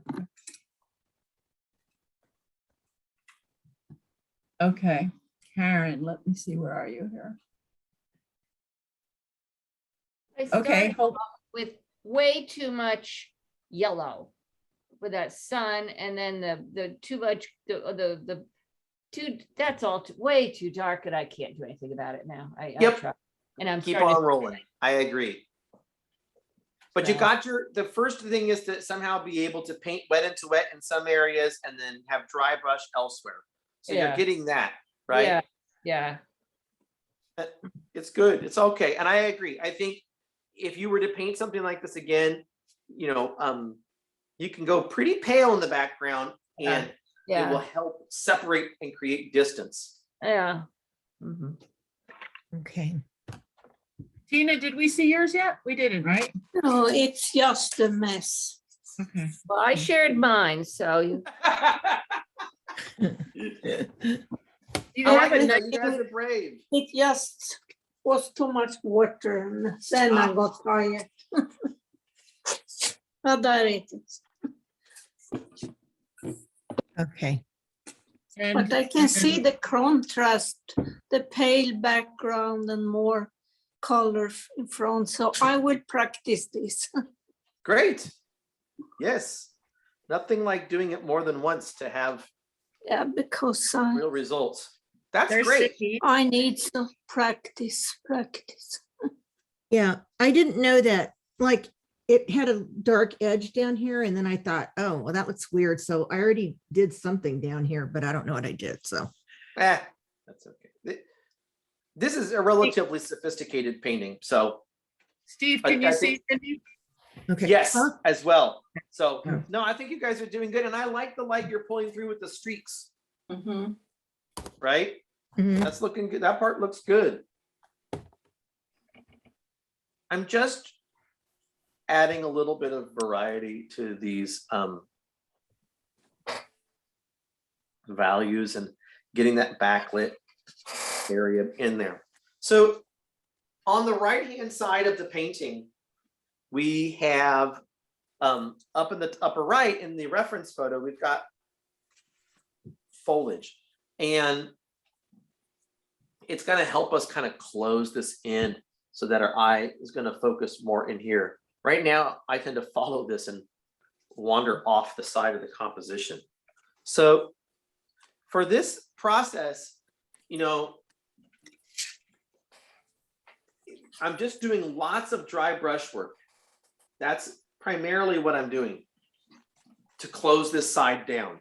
So, and kind of create, you know, what I affectionately call the donut effect. Because we're just trying to get us to focus in on this light coming out from behind the eucalyptus. So I'm grabbing ultramarine blue and burnt sienna. I'm going to get a little bit of cad yellow. I got a dark green, dark muted green. And I'm painting with the side of my brush, and I'll daub it off. And then I often like to, sometimes I like to push the brush actually and deform it in some sort of way, because it lets me get scruffy little marks. I'm going down over the top of the little tree that I had before. And in the reference photo, this goes really far down, and I don't actually need it to be that far down. I've done it before. I started to do this, and I didn't like how closed it made this area feel. So I like that it brings it in, and I have a little feeling of distance that's accentuated by leaving it open. So I'm going to bring him in to frame things, and that'll be most of what I'll do over there. I'm grabbing a little bit of the yellowy part. I'm going to make it be a paler wash again, right? Just to get a little variety into the values in that upper area. And then in the middle of the painting, there are these little branches, and they're in the reference photo, it's hard to tell what's going on there, but there's little washed out branches in there. So I'm going to take this pale mixture that I have here, and it has a little bit of green in it, and I have a relatively dry brush, and I'm scruffing it up with the side of my brush, and I've got little pale leaves in that area. I'm daubing it off. I have again little pale leaves, and a lot of the leaves, their texture comes from the paper. Some of it comes from these crazy edges that I can get from the brush, and some of it comes from the texture, but I'm definitely not painting a lot of leaves, right?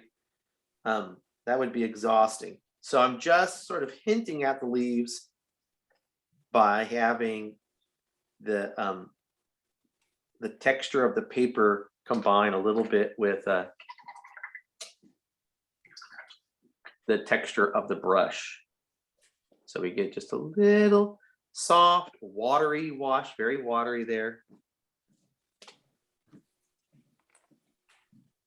Something like that. I think it's actually even here a little darker than I want it to be. So I'm going to daub it out. And I'm going to get my synthetic. Going to get some clean water, cleanish, not very clean anymore. And daub it off. I'm going to do some more of these little splatters in here. It's on the way towards really being pretty dried out, but we can get little bits of texture still. Something like that. And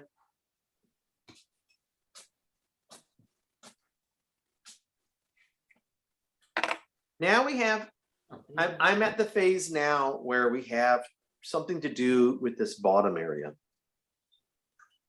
And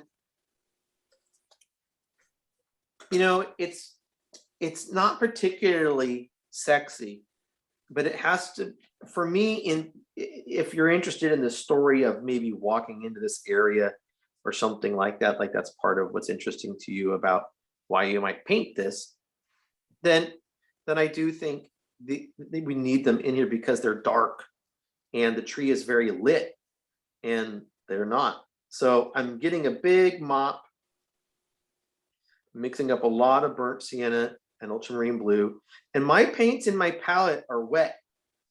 They're slimy and goopy. And that lets me get pretty rich darks when I want to. So I have a brush here and it is full of a dark mixture.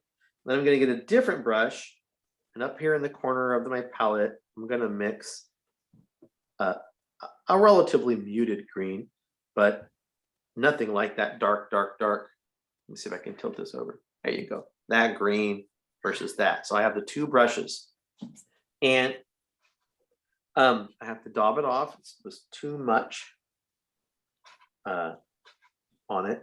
And basically this little green that I'm using is like a little bridge.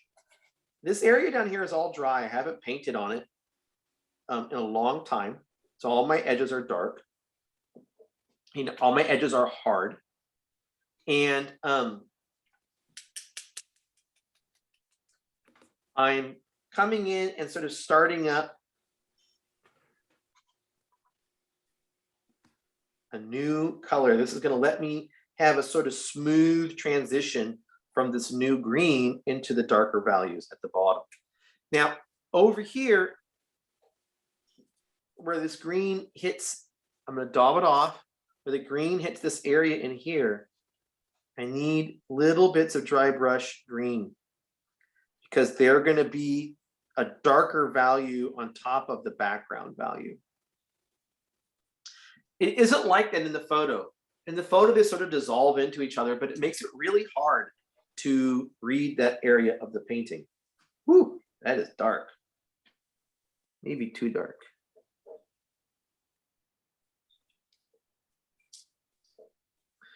I like to use chromium oxide. It's a green I have here. It is an old school, like 19th century style paint. It's very opaque.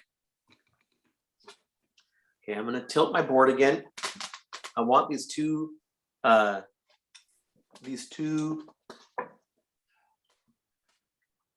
colors to smush into each other. And you know, this is all basically dark down here. Maybe if I was going to like paint this again, you know, you learn things as you paint a subject, and maybe if I was going to paint this again, I might imagine what was above the top of the painting and extend the trees farther. And then maybe I would shrink this area with these bushes at the bottom. I like to have the bushes at the bottom a little. I But cut mine already in the bottom. You cut yours, they're already smaller? Yeah, I took away piece. Good. I'm in agreement with you. So my future self agrees with your current self. So so it's a big blob right now. I don't know how interested I am in that big blob. I'm gonna take, here's cobalt blue and cadmium yellow. I got the similar kind of green, and I'm gonna take my synthetic and I'm aiming it sideways. So all the splatters are gonna go, none of them are gonna go up into my sky, but I wanna get a little bit of texture into this area down here.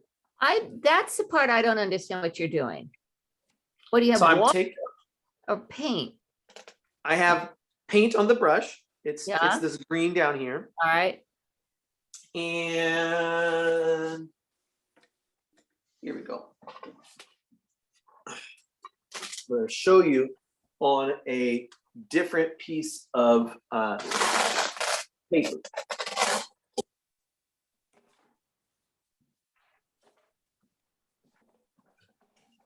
Here's the white piece of paper. uh-huh, I take the brush yeah, and I'm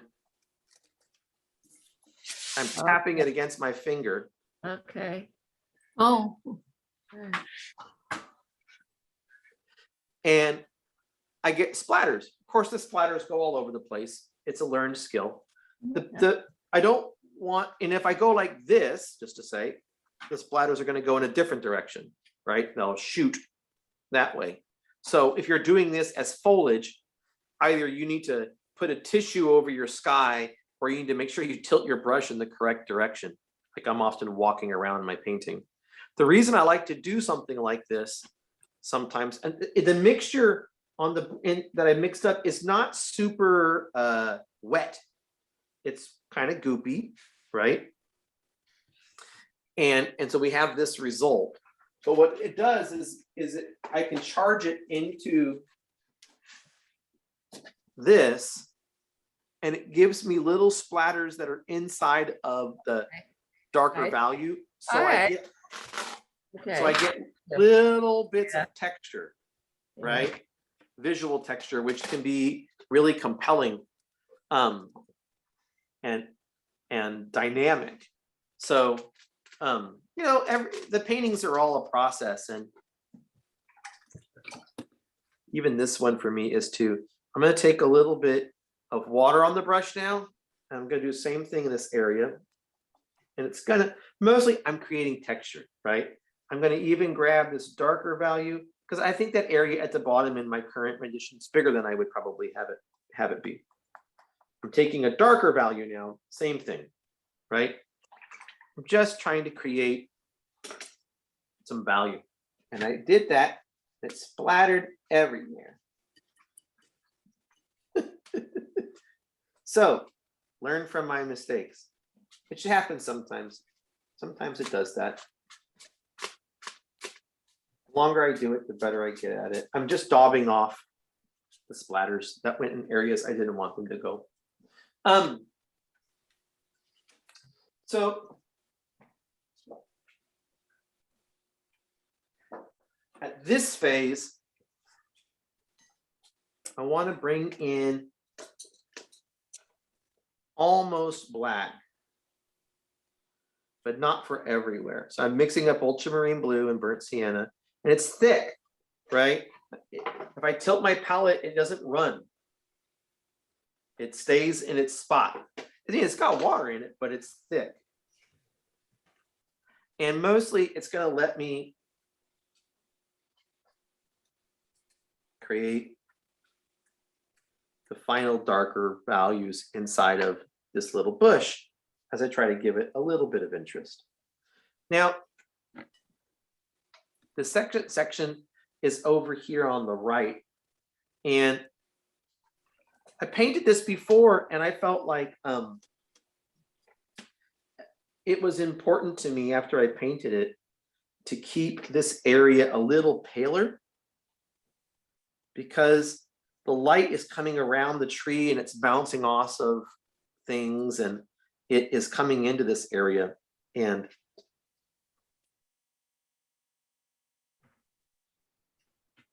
I needed it to have a paler value so that it could catch this bouncing light.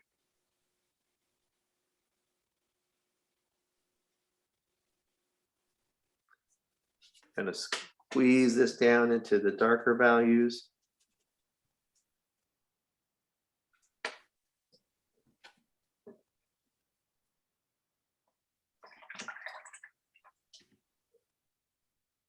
And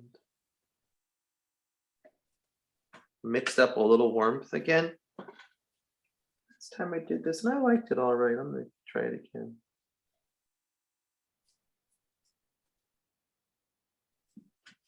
I don't know if I like it.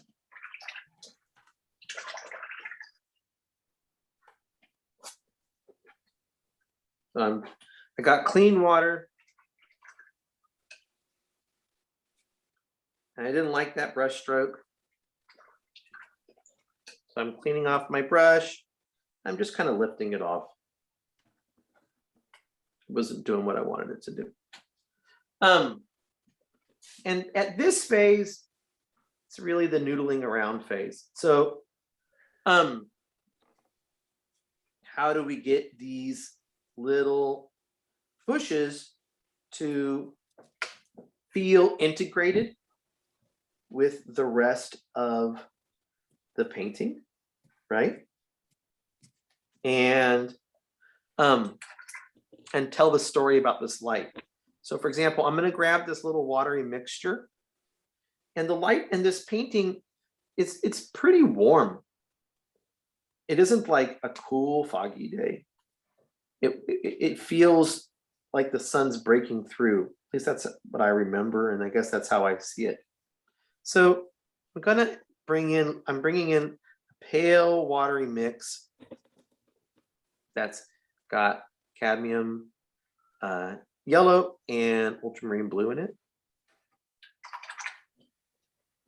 And I'm going over a few of the highlights, and then I'm bringing in kind of a wet brush, and I'm doing a little bit of what I did up above, which is I'm just charging it into the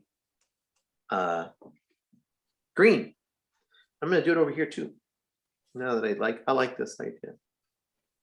I'm trying to somehow connect these two areas so that they feel cohesive.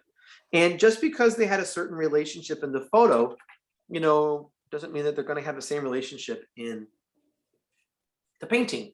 So I'm okay with the idea that I need to, you know, change it a little bit as I read the painting in real life. And I would say at this phase, boy, feeling pretty done. I grab some water.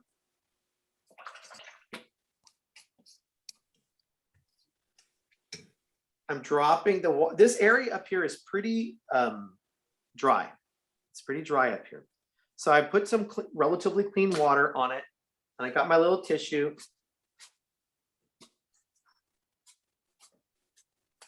I'm just lifting a bit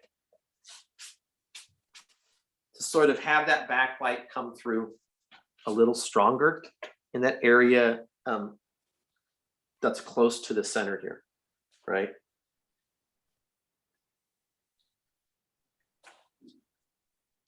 And I would say at this stage, this painting is done. But you know, I like to come back to paintings after I think I'm done, and I'll sometimes a day later or something like that, I'll come and assess it. And you know, my general opinion is, unless I'm satisfied with the painting, I have no qualms about ruining it by trying to improve it. No qualms about what? Ruining it. I thought you said. I mean, to me, you know, like a joke that I tell students sometimes is, you know, it's never too late to ruin a painting. Right? Until you kill it. So, but I do feel like, I mean, of course, it's bad, I think, to overwork a painting, and sometimes students just don't want to let a painting go, man. And you think you just need to Step in. paint it again, start over and paint it again, or paint something else, right? That's fine. That's fine. But I also feel like if you're not set, I mean, nobody's here to judge the painting that's more important than yourself. I figure we're all here to make art that we think is interesting. So if you got to a point with your painting and you're like, meh, it's okay, but it's not awesome, then I feel like What harm can you do? go at it, right? If you think you can do something that's going to improve it, then try it.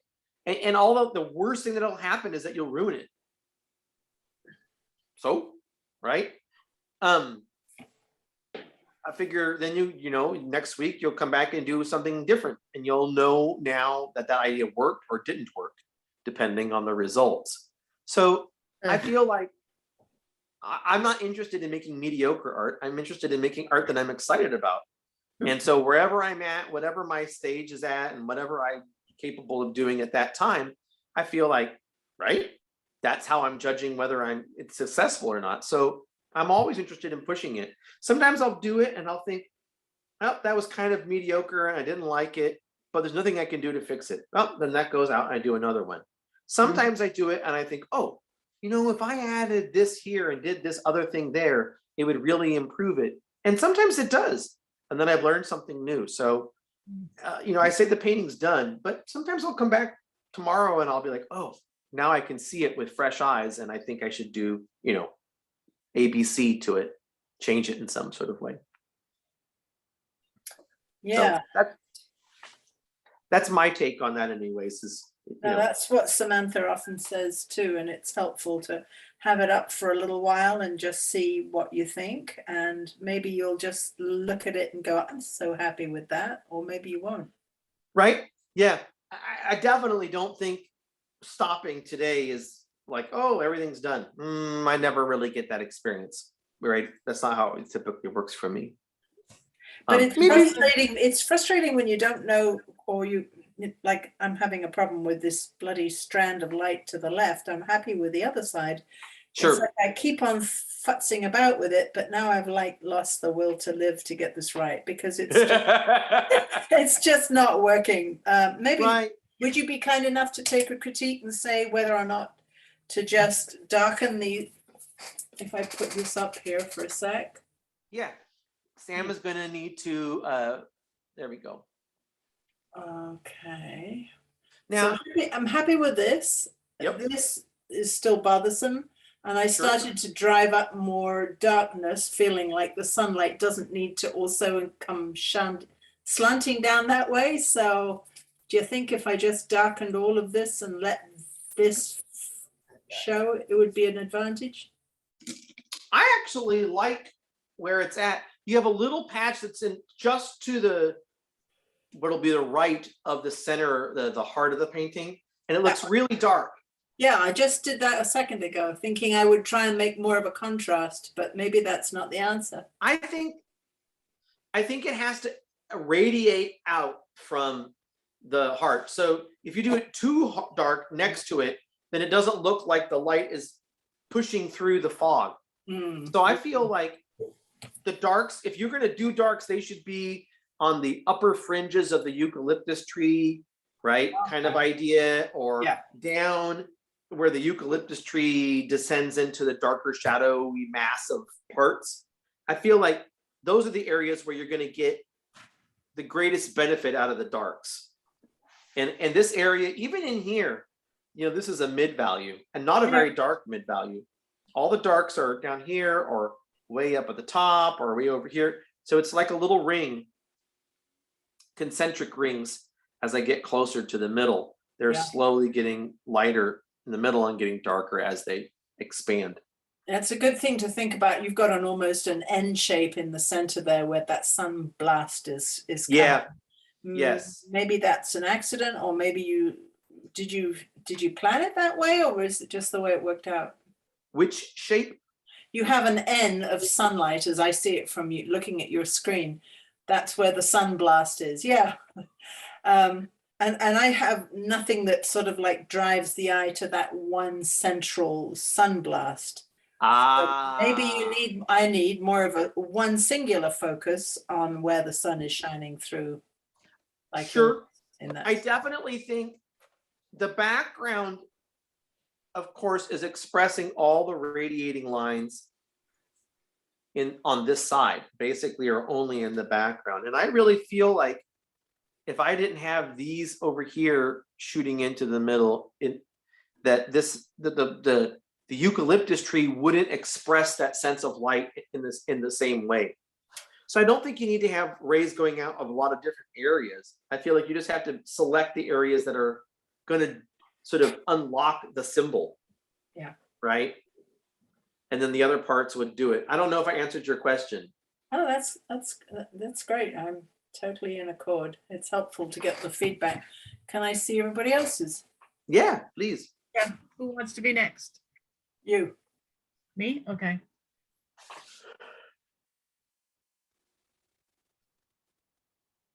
I finally got to the point where I like it and I feel like, oh, Oh, It actually looks like something, because I think it yes, was just when we got these bottom bushes in, finally it looks like a painting. yes. It sat them down, Yeah, right? Like gave them feet. and I added a path. I like the little path in the Yes. The middle. path is helpful. I like Yeah. that also the darks in the area of the trunks of the trees down at the bottom. Basically, your bush is like a mid value, and then above the bush, you have these rich darks. Yeah, They're now part of that the I look trunk. at it, though, is it too much in only one Oh. spot, dark? I don't know. I think Maybe- it's hard oh, to tell. It's hard to tell because of the lighting that you have going on there. So I Yeah, didn't feel like it was so bad. No, that it was darker there. I like it. yeah, And it because looks like you. I think it's, it looks better when I turn it away from the window now. You can Yes. see. And I think has it's too much of- pretty. It is darker up top. Yeah, Right? it has too much of a glare on the window, from the window. Yeah. Yeah, but I think if you made the top as dark as the bottom, it would look weird. There's not enough density at the top of the tree. Mm. Yeah. So to achieve that, no. So I think that's a nice gradation. Like if those darks on the trunk are a 4, the area at the top is a 3, Yeah, right? yep. And Mhm. so I don't think that they should be the same value. Yeah. I agree with So, that. Tina, do you want to go next? Oh, Mm. You carved them out. cut it off. Well, hold it up a little longer for us, Tina. Yeah. Yeah, but I'm so amateurish. But I know that the background isn't like what we were doing, but it feels foggy, right? I think a lot of people over illustrate their background. You know what I I mean? got so tired, so I just flashed. That It is was okay, the trees, and then I got more. I have to learn a lot, and it makes me tired. Fair, yes. Tired, it makes your think- brain tired. I think it's a beautiful misty background. I agree. Yeah. Right, how That's about not a But Fair. the Claire? stuff on this side here, I haven't done anything to it. That should have, it was just the first wash. But Right. maybe it will stay like this. I But I like it would like like to that. try to do it again because it was fun. Yeah. Well, I missed the whole concept right from the beginning. I didn't understand what we were doing with the all that. So there's nothing I could have done, nothing I could do afterwards to fix that. It was, it looked, I don't know what that's supposed to be. A windstorm, maybe. I don't know. It looks like the sun's rays coming down. It does. No, it doesn't. Anyway, I think I'd like to give it another try and more muted colors. Interesting Sure. enough, I just did 2 fog pictures, winter fog though, which is quite different. So Sure. a whole different feeling. Well, New Jersey winter fog is different than California winter fog. Yeah, there right? was snow on the Oh, ground. yeah. Yeah, there was snow on the ground. Yeah. And I'll put Cindy for the next spotlight. And I really think that when you come back to it later on today, it'll look better and different to you. Yes, I would agree. Cindy, you're muted if you're talking. I think she's talking, but Cindy, you're muted still. Oh, I didn't do anything since I last talked to you guys, but I thought that, like I was getting messed up, so I thought I would just wait. But it just needs a lot of contrast. So I need Yes. to put darks in and get my lighters light. But I mean, I like the base of it, but As do Yeah. I. I feel like Yeah. yeah, but it just you needs a lot of preserve- work on the values and blah, blah. you So, preserve that But feeling it's of beautiful. I love it. thanks. yeah, but that light in the middle is you kept it, mm, right? Yeah, It Yeah. could be even if you were gonna do it again, could it be even lighter? Of course, right? yes. But yes. but you're still radiating out from there. yeah. Well, so my question is that when this thing gets all dry, do I just spritz the back of the paper, put it back down on the plexiglass, and then can I like I'm going to put a lot more darks in it, but then Sure. also, can I scrub away the lights? Is that possible? It is possible. It's hard. Okay, It's never as good as when you do it fresh. I okay. actually, I took an old synthetic brush. Mm-hmm. Oop, unmute Okay. this. I don't want to do it. from here. Yeah, I'm gonna leave this unmuted. I actually took an old brush and chopped it off. Oh, And so this synthetic is, I'll use clean water Hmm. and I will wipe it on the areas where I want it to go. I'll wait Mhm. a minute. Sometimes I'll scrub it with the edge Mhm. of it because it has a hard flat edge because I, chopped the brush in half. Okay. And I'll scrub it. And I'll scrub the edges and then I can daub it and it'll lift up the Hmm. values, Mhm. right? Or if I Okay. want to do something like a soft kind of soft edge, you can do it in a circular pattern or streaks and it'll lift it. Yeah. Okay, I'm never thinking looks- though, that if I put my darkest darks in there, that maybe I won't have to do that anyways. I So would I'm agree more with that. Yeah, so I'm gonna do Yeah. that first and see if Yeah. it lights up a little bit. And But maybe like 6 or 7 or 8 years ago, I had many paintings that I amusingly called like nocturnes.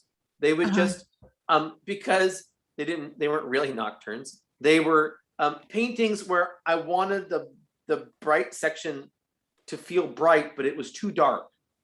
So I ended up making everything else darker, and then the painting okay. slowly gets darker and darker. Oh, and yeah, darker. yeah. Right? So you got to be careful of that. And that's where I think eventually, you